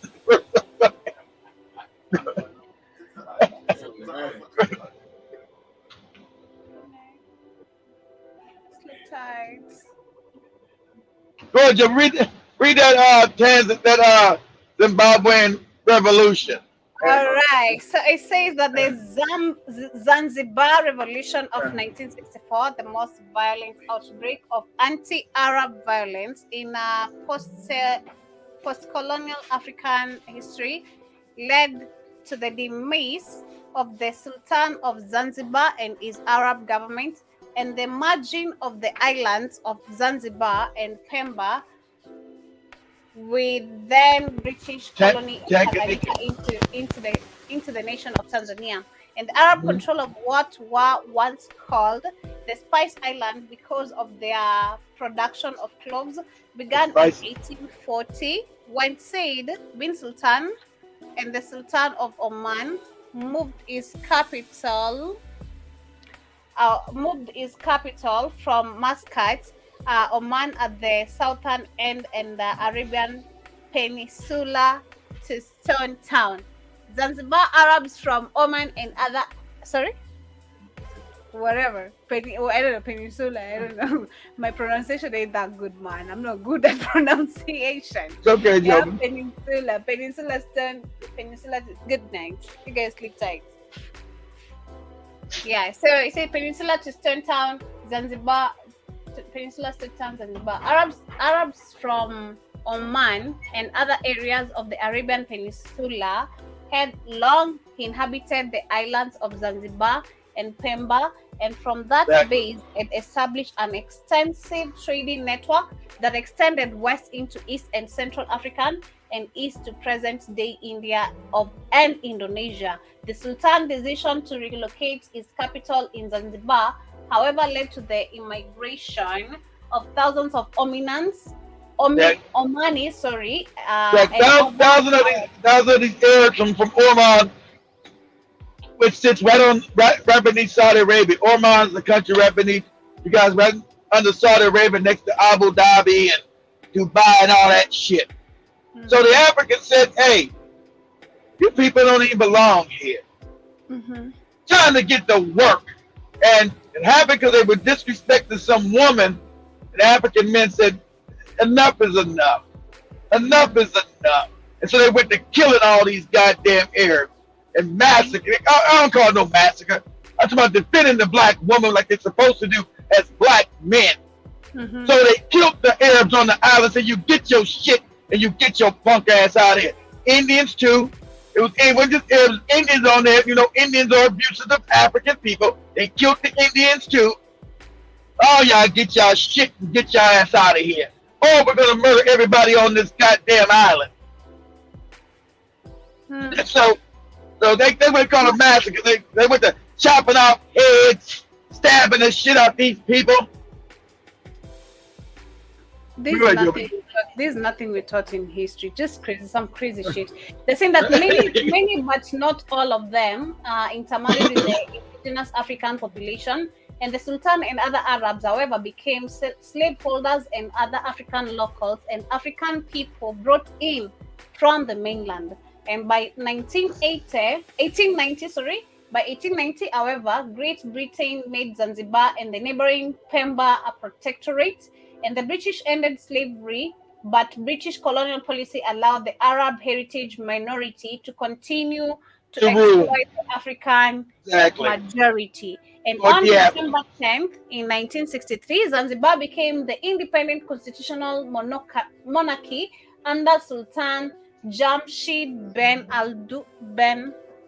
Abdullah, and the formal... the idea that when the British were supposed to get freedom from Kenya and Tanzania, they were allowing the Arabs to still rule Zanzibar, and the Africans said, you out of your motherfucking mind. You ain't giving our island to none of these goddamn fucking white Arabs. What the hell are you talking about? And they were brutal African people. That's their nature. And so the African men, there was some instant, I can't remember, I can probably say some instant, they kept doing with African women, smacking them in the face, being disrespectful. And as men, you don't allow nobody to disrespect your women. That affects you as a man. That goes down to your manhood. If somebody's disrespecting your women, they'll disrespect your children. Mm-hmm. So something happened. I forgot something to trigger all that. Something happened with some woman in Stone Town. I don't know if she was raped or some Arab did something, but that was it. It lit that it was on like popcorn. It was on. The African men said enough is enough. It was on like popcorn. It was lit like what? It was all like popcorn, goddammit. I get what you're saying. It's crazy. They say that, on December 10th, 1963, Zanzibar became the independent constitutional monarchy under Sultan Jamshid bin Abdullah, and the formal declaration of Zanzibar independency by the UK, however, exposed long simmering racial, culture, and economic tensions of racial means racism. The racism that these no good Arabs practice on African people. That's it. You got motherfuckers running around with that Islam shit on the day. That's your take that shit up and throw that shit in the garbage, moron. Yeah. People that raped and beat and enslaved your people. You walk around, Allah Akbar. Fuck out of here. You better Allah Akbar my face. They said that the African majority, which keep this so funny, the African majority which could not envision social progress while power was in Arab hands, rose up Yeah, in power. rebellion. So just like Joby said, power is not given. They wasn't gonna give these Negroes power in Zanzibar, so they took it. Go ahead, Joby. Mhm. The African majority, which could not envision social progress while power was in Arab hands, rose up in rebellion only 1 month after independence was declared. And on June 12, 1964, African insurgents led by John Okello, an immigrant from Uganda and a leader of the Afro-Shirazi Party, led approximately 800 followers who overwhelmed the nation's small police force and overthrew Sultan Abdullah. The uprising touched off reprisals against Arab heritage and South Asians, in bracket the Indians residents. The And, Indians. mhm. An estimated 17,000 people were killed. Oh my God! Right. And thousands of refugees fled. That's why you never taught this history, African people. You're never supposed to know when you rise up and unite, you win. This brother was from Uganda. He wasn't Tanzanian. He wasn't from Zanzibar. He was an African. He knew, well, hey, we African people. I don't care if I'm from no damn Uganda. Time to get these Arabs and Indians out of here. Trying to put some act right on their ass. They said, we knew we were going to get treated right, and power was going to be the hands of these Arabs who hate our ass. So it's time to take it. See, I want you to know, African people, when you get your mind right, you seize power and you win. You're not going to be taught none of this in your school. You ain't got to read the whole thing, Joe. That's enough. You got to read that thing. But as long as you know these things. When you go to Zanzibar, you feel a sense of pride. And when I'm in Zanzibar, I feel a sense of pride. Goddamn right. A lot of history. I didn't know it contains a lot of history like that, actually. I didn't know it contains a lot of history like that. And actually, this is what we need to be taught a family. When we say we need to restructure our the reset of our education, this is what we're talking about. Because today, if I am to say, even if we had to reopen the borders or literally like unite African countries, what am I going to study in Uganda? What do I know about Uganda? You know, I need to actually have a clue of what I'm going to meet there. What is the history they went through? Is it similar to mine? And how does this make us literally one people? Yeah. You know? Yeah, similar to yours. You fought the British. They fought the British. Exactly. We need to understand that part of why does this make us? Because we thought that we were not one people. We need to understand that code of why are we one people? Why do we have division among us? Why do we have tribalism? Why do we have religions? Because right now, like we keep on saying, we speak of religion, it's divided now among tribalism. Joby sounds like Maria's conversation earlier. Joby sounds like Maria today. It's just fucked up. So we just need to we need a lot to realize, like as African people, you know, we have a lot. Personally, I'm still not gonna be in denial.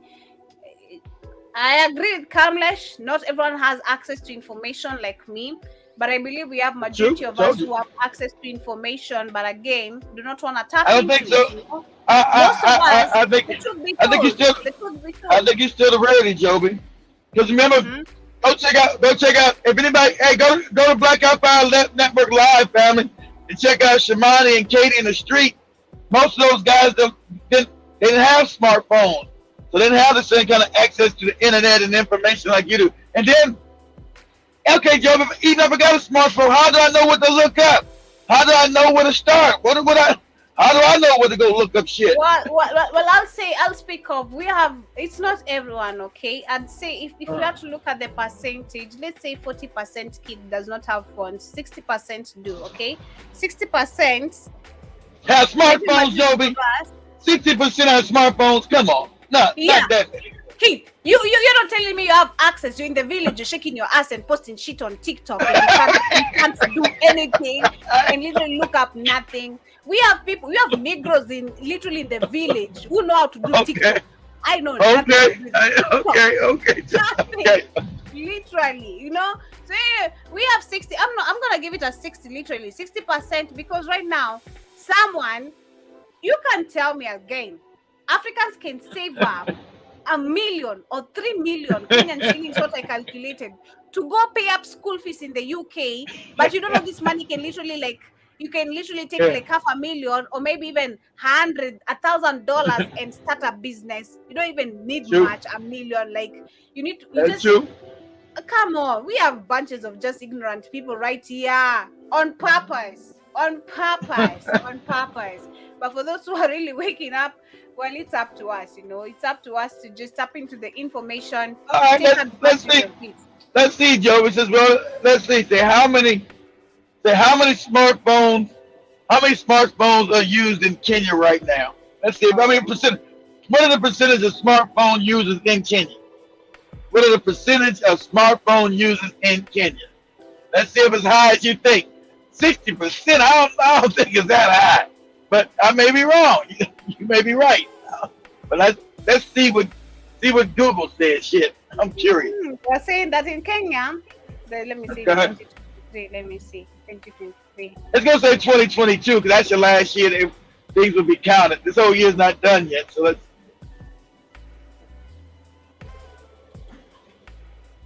They're saying that a total of 63 points. Damn, Joey is right.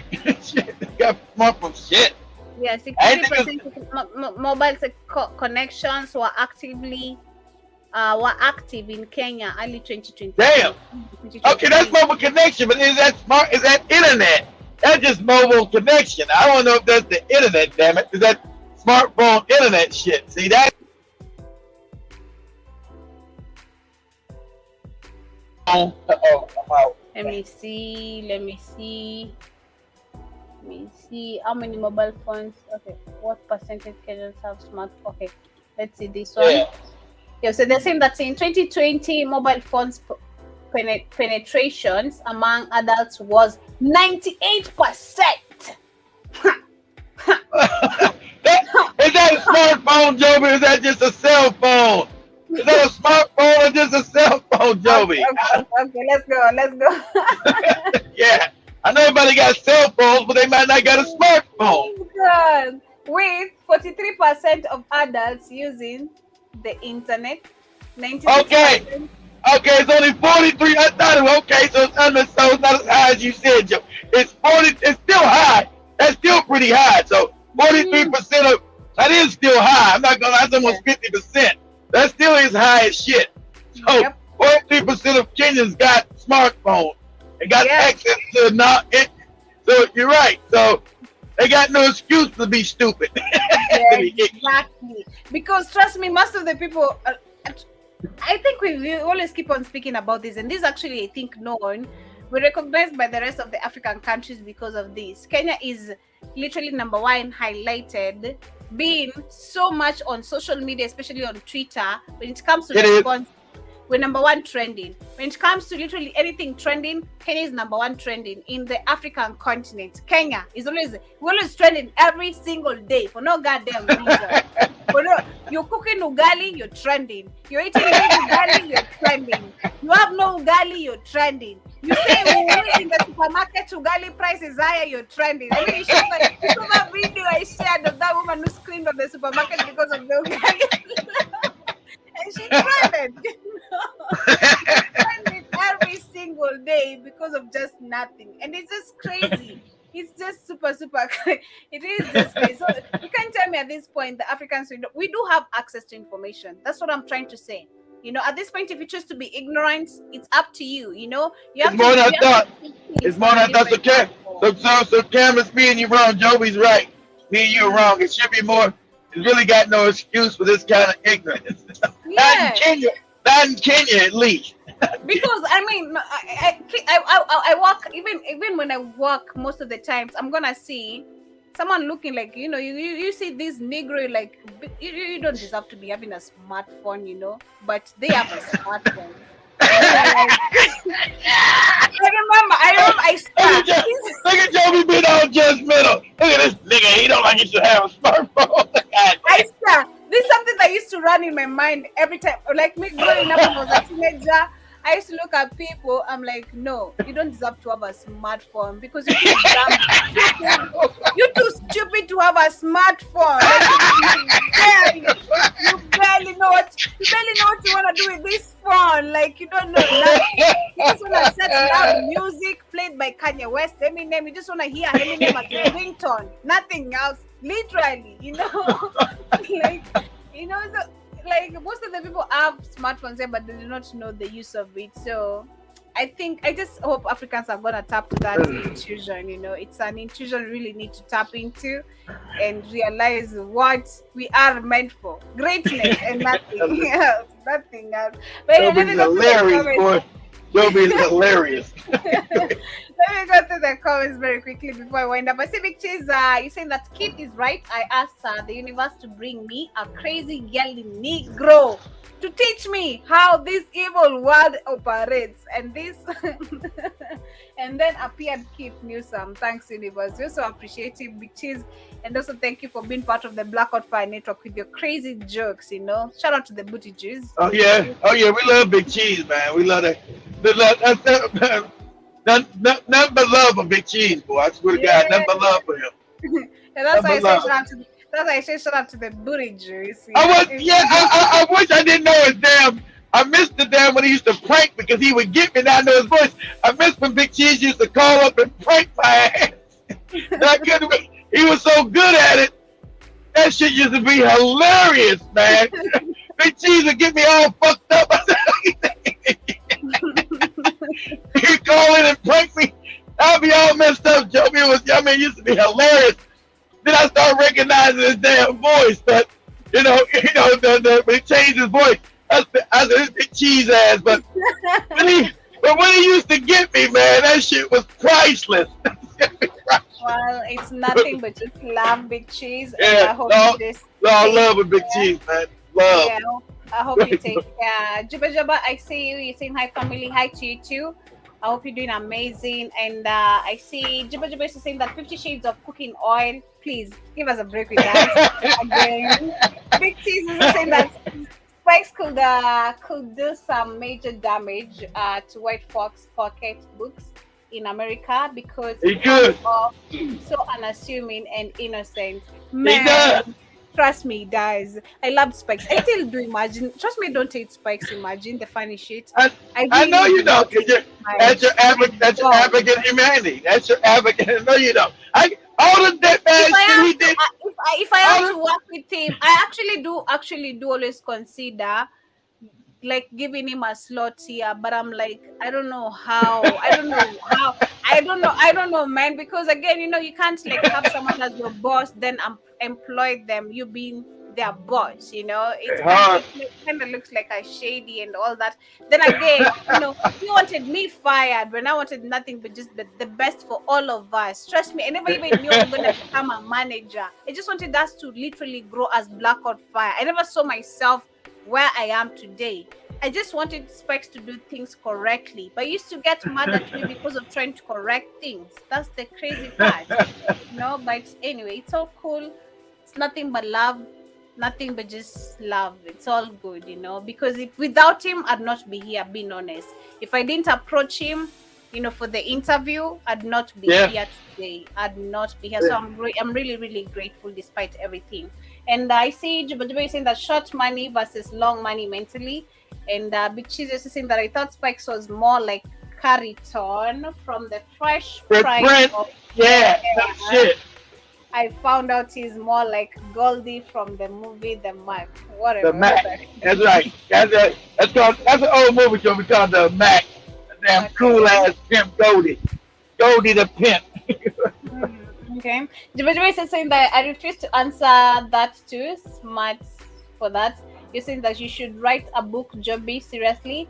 Well, like I said earlier, personally, I love writing. I'm more of a writer. I also love reading, but I love writing. I can write trust me, you can give me like an article to write for you. I can write in less than 10 minutes. The fastest I can write, 10 minutes. Trust me. I can write less than 10 minutes in 2 pages. Without me looking at anything, without me, I just put my mind in it. I just flow without stopping. That's me. I've discovered myself with that. And yeah, I think I'd love to write a book about myself. I know. You learn that when you learn all that writing, Joby, when you was reading the book of Job back in the day.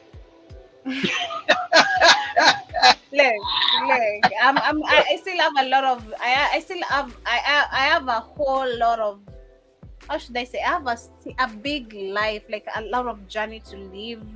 I have a lot to. I wanna see. I wanna write. If I'm writing a book, I'm writing a book when Blackout Fire Network is successful. The way I wanna see it being, okay?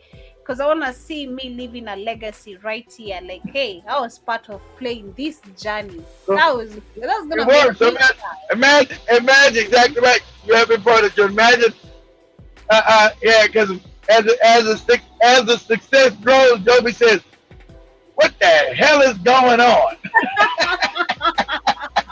Oh, please. Yeah. If success starts flowing, I'm gonna be like, what the hell is going on? Because that's what it does on me sometimes. You know, it's gonna be pulling up on my M-Pesa. I'm like, what the hell is going on? You know, I'm like, what's up? You know. But anyway, what I see is saying that, kid, I saw you hiding that Dr. Pepper behind your water bottle. He does that all the time. Thank you. And they used to say that Bishops of Booty ahead that album. Wow. Okay. Big Cheese saying, kid, I was downtown Chicago last night, and they have tents set up for the illegals to stay right in front of the police stations. Wow. And state streets. The police are protecting them and feeding them good. Wow. Wow. You're speaking about the immigrants, yeah? The immigrants. Yeah. You come illegal man. And if you're a black person, I'm hungry too. Hey, nigga, get away from here. I'm a citizen though. Yeah, but you a nigga. You get your ass away from here. It's such a shame. Damn. It's such a shame. It's such a shame. That's real life, Joby. It's such a shame. I don't even know how to explain further. Sometimes when I think about this, it just breaks my heart. Okay, it's not easy sometimes coming out with something. Sometimes it just breaks my heart. I'm like, wow, it's such a shame. If you really have humanity in you, you'll feel that shit crack in you. Sometimes you always read something, so tell me something. I just feel my heart is fleeting to Tom. Like, what are you talking about? Like, so you can feed some strangers out of nowhere, but black people have to starve. Because you feel exactly because you feel humanity. Other people don't, and we're black. You niggas get away from that table. And especially when it comes to starving. But I'm hungry. I'm hungry too. Yeah, you'll get this bullet in your leg. You'll get away from that table. When it comes to starving, I relate so bad because I've had people telling me how much I was a beggar. They're begging me to help them. But when I needed help, I was a beggar. They were like, you beg too much. That's how karma works, though. When the tables are turned, now you give them the gas space. Right? Hungry.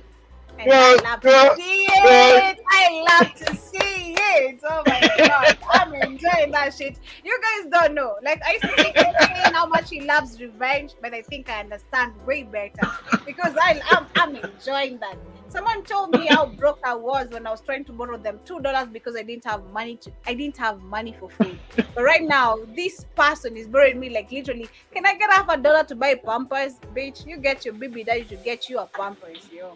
I didn't make you pregnant, yo. You had choices to make, okay? You had choices to make, and that's what's up, you know. Oh, Joby, can I get a $10? You denied me 30 cents for eating. Why?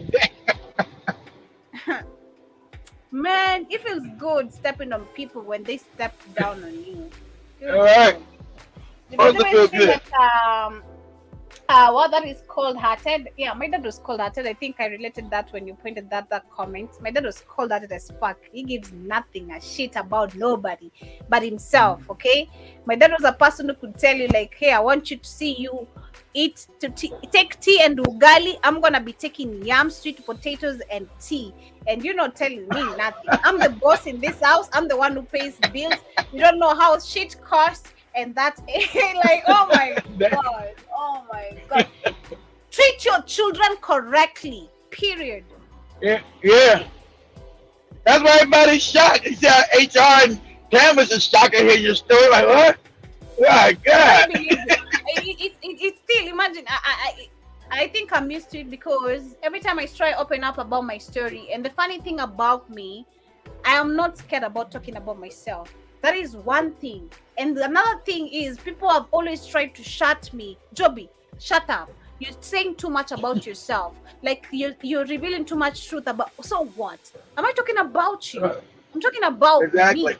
What's wrong with you? Why do you feel uncomfortable about me talking about myself? Why is it making you uncomfortable? You walk out of the room if it's making you uncomfortable. And I think, thank God, that's why I landed on Blackout Fire, because literally, this is why I'm so comfortable talking about my family, which most of the people cannot do in their jobs.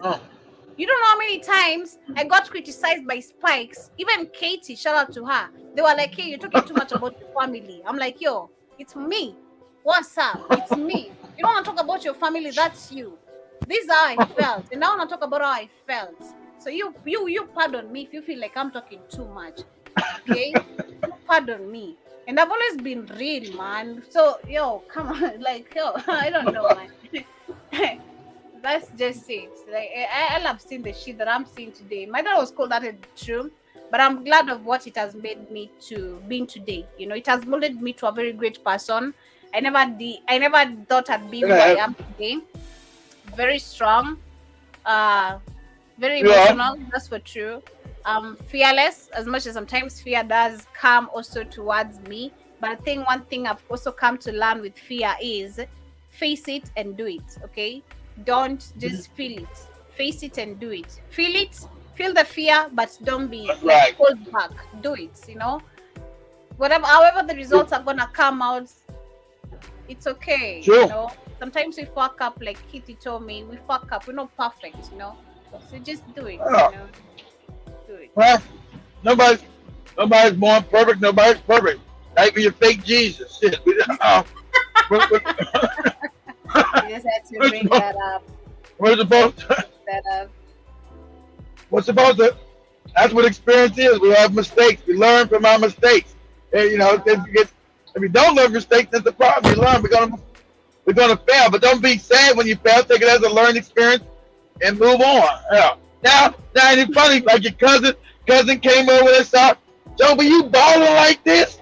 Oh, yeah, I remember, nigga, when you give me 2 cents to get that to eat. Trust me, most of my friends, and these are reality check family. I'm speaking from experience. Most of the people who stepped down on me, or those who literally me, I've had so many people telling me I'm not shit, man. My dad, aside from my dad, my mom believed on me 100%. My mom was like even telling me, you know what I mean? Telling me, my mom told me I'm gonna be like fine as hell, like you're gonna be having a fine body. I'm like, what are you talking about? You're supposed to be telling me that, like, yo, I don't want you telling me that. So like, I'm not expecting me that coming from a parent and all that. But the rest of the people used to tell me negativities after my mom, like, you ain't gonna be shit, you're not gonna be helping your siblings, which I don't today. Okay, watch what you say. Actually, your words are very powerful. Words are very, very powerful. Okay, words are very, very powerful. My dad used to tell me I'm not gonna be helping my siblings. Trust me, I don't. It's not because I don't want to. It's not because I'm not in the capability to. Trust me. Well, that's not your job. I don't want to. Because you saw I don't have the capability. Because you saw you had the capability and they are your children, you do it. Okay? Do it. That's not my goddamn responsibility. I have my responsibility to take care of right now as an adult, and that's what I'm trying to do. Because it told me, I'm getting married at a young age was appropriate when I felt it wasn't. You tried to make me feel uncomfortable when I was trying to be comfortable. You never tried to understand my dreams when I was trying to understand my dreams. So, like, you guys, if you have children, if you don't have children, if you want to have children. He wanted to marry y'all so he get that diary. What that diary, nigga? My dad wanted the dowry. And the crazy part which never made sense to me is my dad has money. I'm not gonna lie to you guys. My dad is someone who I'm gonna tell him like today, yo, I need like $500 for this. He has some money saved up somewhere, but he's not gonna give you. He'd rather watch you die. He'd rather watch you die. Like, yo, I'm broke. He's like, yo, I'm broke. Hard face and hardcore. I'm broke. Yo, that's what's up. I'm broke. And that's it.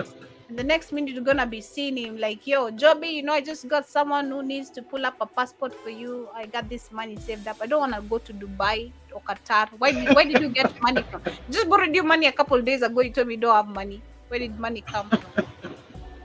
I got money to send you to Dubai. Then it becomes worse when you're the manager of the business, like you handling the business, how much you guys are making a day, you're making like $1,000 a day, because you used to make, like, especially in December, from October to December, $1,000 a day, every single day. But this guy won't give even half a dollar. He will not pay you. But the moment he sees you with a boyfriend, pressure is applied. Bro, get married. You need to get out of the fuck of my house. It's too old to be here. Too old to be here. The Big Cheese is saying that this is amazing. I'm driving through Pilemouth. Is it Pilemouth, Indiana? That is a place? Damn. Where's it at? Paramount? Where? Pilemouth, Indiana. Paramount. Where's that? Where is Paramount, Indiana? Plymouth, Indiana. And they're saying that they have billboards saying that we fight drug addiction with love. White folks have made their drug addicts dealer sympathy figures. Come on, Big Cheese. This actually it's actually something going on worldwide. We also had our deputy president. Oh, Plymouth. On women. Plymouth's out there on I think Plymouth's out there on US 30 out in India. I think that's because he's about. That's about I could be wrong. I thought that may be like an hour outside South Chicago on what's that, 65? What is that damn highway? Might be I-65 out there. I think it's like an hour. I think it's like out there on US 30 somewhere. But anyway, we go ahead, Joe. Okay. Yeah, I was saying, regarding what he's saying, if I'm trying to relate to the billboards, it's talking about the drugs, dealing with the drug addiction. We had our deputy president telling our Kenyan youths the same thing. He's gonna, I can't remember the whole thing, but he was saying he's gonna finance drug addiction. So I'm like, how can you finance drug addiction, but you can't finance job opportunities? Does not make sense and all that. But Mr. BP Karibu so is saying that children being property is a Eurasian concept. And John Mosquito is saying habari jambo. Habari yako pia. Tuko salama. It's not habari jambo. Okay, man, you guys need Swahili classes. I don't know how you're gonna do this, but you need Swahili. John Mosquito is pathetic at Swahili. Literally. Let me say that. Habari jambo. Hell, he better than me, damn it. Shit. Okay, the at least he's trying with the namings and Habari Jambo. Right. So how am I supposed to reply that? Habari Jambo. I don't know how to respond to that literally. I don't know how to respond. Habari, okay, Habari ni nzuri. Jambo. Jambo is Jambo. Jambo sana, hakuna kitu kayo kwenda huko. There's nothing like that. Habari nzuri. Man, we'll see how we'll organize Swahili classes. It's not making sense. It's not enough. I'm trying to make it calculate. Nothing like that. But Jiba is saying that, right, they are not doing shows in senior nursing homes, just in elementary schools. And Lando is also saying that Africa was conquered with religion and trickery. European couldn't beat US at war, and they devised separations by religion against African traditional cultures through tribalism and land decimation. I agree with you, Lando. And Daniel is saying that we're going to have to fight these people at some point. It makes no sense to build up an empire without a military. True. And to build up a military, I think it's gonna have to start with the children. Trust me, because if you're speaking of the military current we have, it's not trained even by us. Okay. No, it's all by the Europeans. Yeah, it's trained by the US. So it's gonna start by if you're starting by the military, it's gonna start by the children, teaching them literally. We need to teach them the real things, like Man, I don't need my children indoctrinated. If I am to have kids, which is not literally part of my plan, trust me, it's not part of my plan. Never. It's not. But if I am to have kids, I'm not having my kids indoctrinated. And if not, me having kids, I'm not gonna see another generation of children being fucked up, because it's breaking my heart every single day. I don't know if you guys would, I think kids would understand me better. Man, me, I'm a very emotional person. I'm a very attached person. I'm a very sensitive person. I'm a very, very sensitive person. I'd say very, just that simple, very sensitive. I'll feel everything I read. I'll feel everything I explain. At times might not be expressed right here on camera, but trust me, sometimes I feel it. I'm like, what? Is this what we're really going through individually? Then I refer back to what I've grown up in. Then I refer back to the siblings I have. I refer back to the coming generation. And I refer back to a lot of things that I've made a change on if I knew maybe a bunch of things that I know right now, you know. But I'm like, cool. We can't change some situations. You can't control everything. But I'm proud to know the information I have right now. But what do I do with that information? Like we are passing it right now with the Blackout Fire Network. But share as much as you can. Kids being fucked up is not part of the thing. I'm willing to take down anybody down trying to mess up with what's mine. Anyone down, period. And I see Daniel saying that also an intelligence network will be needed as well. That is true. And we can't have that if we have the Europeans telling us how we need to communicate. They control all our networks, you know. They record every conversation we're having with people. They're recording our faces, taking our fingerprints, taking our DNAs and everything. They have access to all our information. For us to be able to do all this, we need, again, restructure everything. And when I'm speaking of restructuring, guys, it's gonna need even you as Black Americans to come and help us reset this. Like, if you're gonna have to reset Africa. And that what Maria said today? Maria said the same thing today. Exactly. I think that is what she was talking about today. Our topic was actually we need Africa. We need you guys to come help us, I think, rebuild Africa. And that is what we need. Because you're not gonna do this alone as African people. If you need us to connect history, you're gonna have to come and help African people to understand your history. We do not know much of your history. Like it or not, angry or not, that is up to you. Okay? Either you want to teach your children bunches of lies, the African people are fucked up, the African continent is fucked up, that is up to you. Shout out to sister, how's she called? The one who settled to South Africa. My goat. They some melanin goddess. Shout out to her, because you can see she's brought up a child. A child is still young to pick up some information at a very young age. She's still a teenager. Her mind is still, as much as developing, it's gonna develop now, picking up with that African knowledge, connecting with African people, picking up with some African words and a lot of things, you know. So it's up to you, Manze, to realize what you need for yourself and your coming generation. Lando, Danny, Jibba Jabba, John Mosquito. You want to keep on telling your children, like, hey, we need to go to Blackout Fire Network to talk about how we Black people do not get reparation in America? Or do you want to talk about how you got reparations by talking about it and doing it? It's up to you. You know, the decision is up to you to make. Sometimes we look like we're talking bullshit, but it's up to you to take the keynotes maybe serious. It is all up to you. Seriously. Because trust me, being in Africa and not being maybe, let me just say with the key information I've gotten, shit is really deep. Okay? With me being so misinformed the way I have been for the last 22 years of my life, because so far I've been here 2 years, 22 years of my life, I should not be. Like Kit said earlier, if I was informed way earlier since I was young, I'd be so far. In terms of literally helping Africa develop, helping Africans wake up and a lot of bunch of shit, we need to be very far. We should not be talking about us being 50 years behind. We should not be talking about me. I'm seeing about the AI. I'm like, what? This is happening? This is something that has been here. What? You know, we're talking about the robots. You're like, these are project they planned 100 years ago.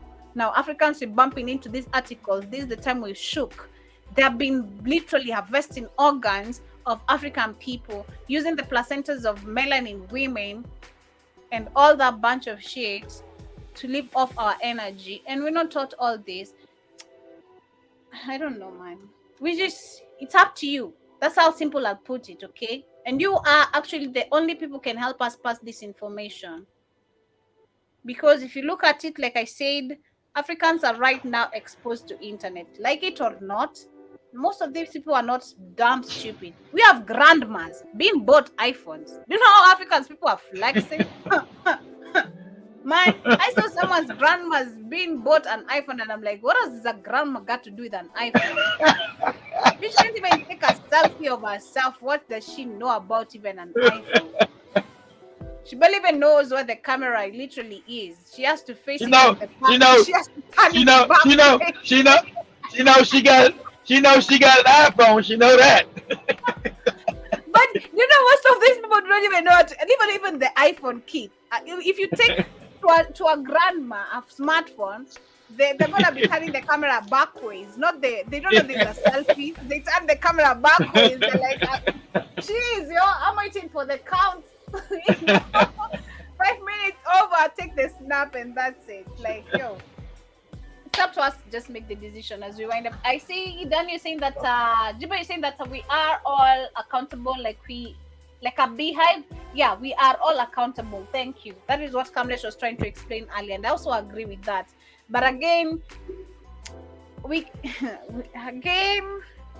it's deep, manze, because if you say all, not all of us are involved in this. We have all, and amongst all those who have been taken, we have all those who have butt plugs. We have all those who have balls literally grabbed. We have all those who have lies sleeping in their heads and they don't realize they have lies. We have all, you know, we just can't describe all jibba jabba, you know. So we have to remove a couple of people, you know. Like Jason says, we have to allow those who need to go. We can't deal with everyone, period. And Jason is saying that just imagine Cornel West Sambo for president. What's good, everyone? Jason Hill Karibu Sana. And Landry is saying that in fighting destroy the continent, these clashes among Africans was used by conquerors to sabotage, subdue, and defeat all African kingdoms. True. And you're saying that whenever you practice a foreign culture, you will be destroyed psychologically. That is true. And you're saying that African in America was subdued by accepting the practicing savage culture via indoctrination of religion, school, and integration.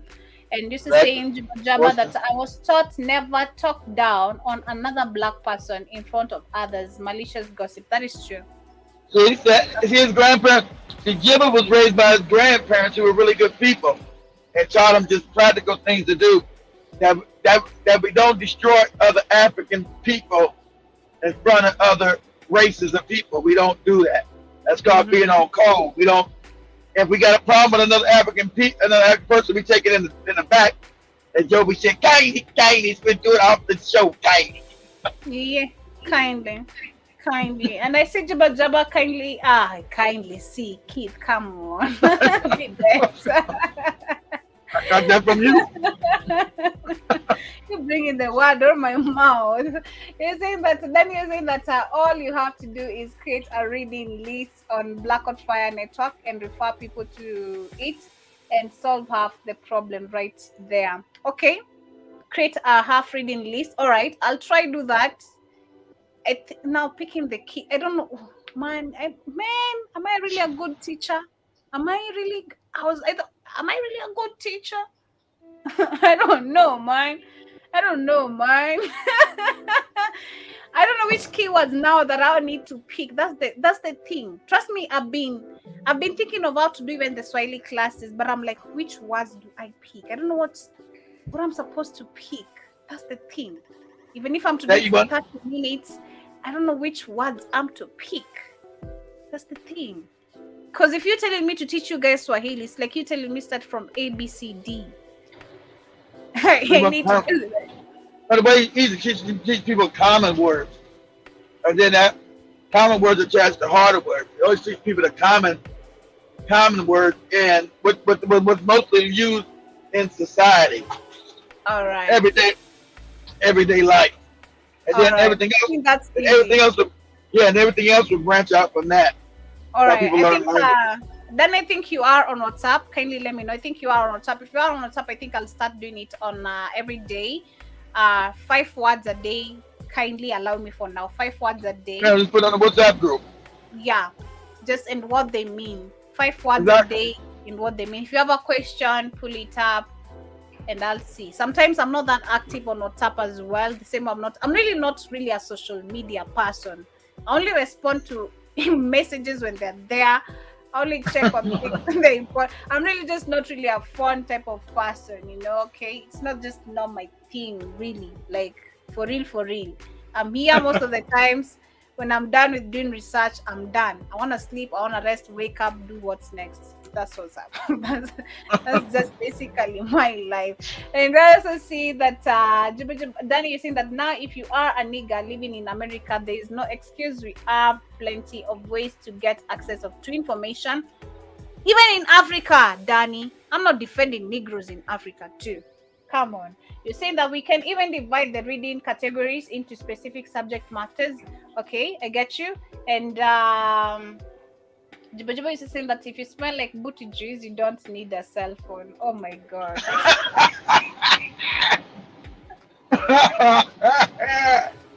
Can you be nice? Can you be nice? Can you be nice? Can you try be nice, Juba Jaba? Oh my God. Man, because I don't know, man. I don't want to speak on that. I want to have dinner, yo. I want to have some fries, yo. So, you might say that gives Specs a chance to hide the cooking oil. Nah. I don't know, man. I don't know about that, Jibba Jabba, I don't know about that. If it is considering that, I'd have considered last year, but I think it's 1 year down the line, literally, to me, literally taking over the Black Hot Fire Network. It's almost a year down the line. And I think it's been over a year, hasn't it? No, it's almost a year. It's gonna be in July. Yeah, it's gonna be in July. So yeah, it's almost a year, and so far so good. I think you guys have seen the growth we've made, the changes we've made, and I hope, despite us being proud, I hope you guys are also proud because you've been part of our growth. Okay, the donations you make have played a big role also on this building. Everything. We are very much appreciative. So yeah, even with the growth, Joby appreciated. Even when Joby said, "What the hell? I don't know what the hell is going on." Period. Yeah. Yeah, I don't know what's going on with that Instagram shit, man. I don't know. I don't know what the hell. Tomorrow we're gonna be waking up to 100 followers, like I said, man. You don't know what's really going on. Yeah. I don't know who's shaking their ass had this idea.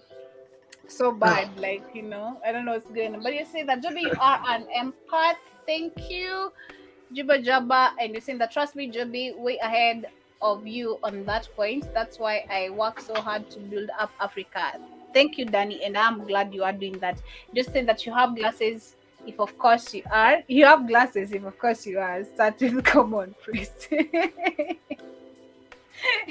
You don't take my glasses for an advantage, so I will. Don't. These glasses are not medical. They're just some fancy shit. You like reading glasses, yeah. They work okay for you, though.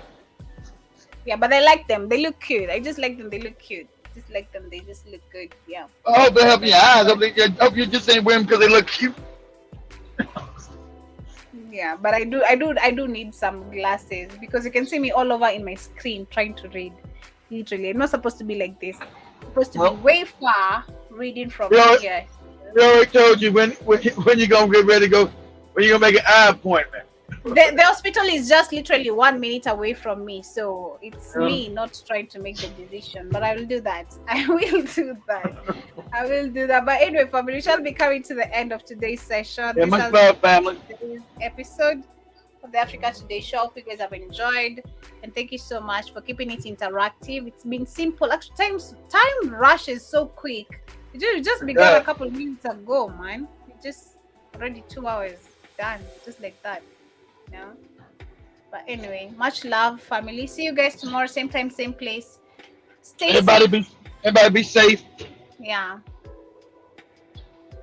Stay safe. Watch your surrounding, and if you guys get it, check what you're eating. I'm eating a lot. I'm eating this chicken. I know it's probably GMO. I'm drinking these Dr. Peppers and Coke, so I'm doing it. That's why Shamani no good ass called me fat. Damn you, Shamani. That's why I was in that chicken place trying to. I ain't getting no soda because somebody called me fat with her thirst trapping ass. Don't be eating no bag bags. Don't be eating no not bags on some burgers and a lot of bunch of shit. Don't be having white men trying to correct your food because they're gonna be farting on that shit, licking saliva and all that nonsense.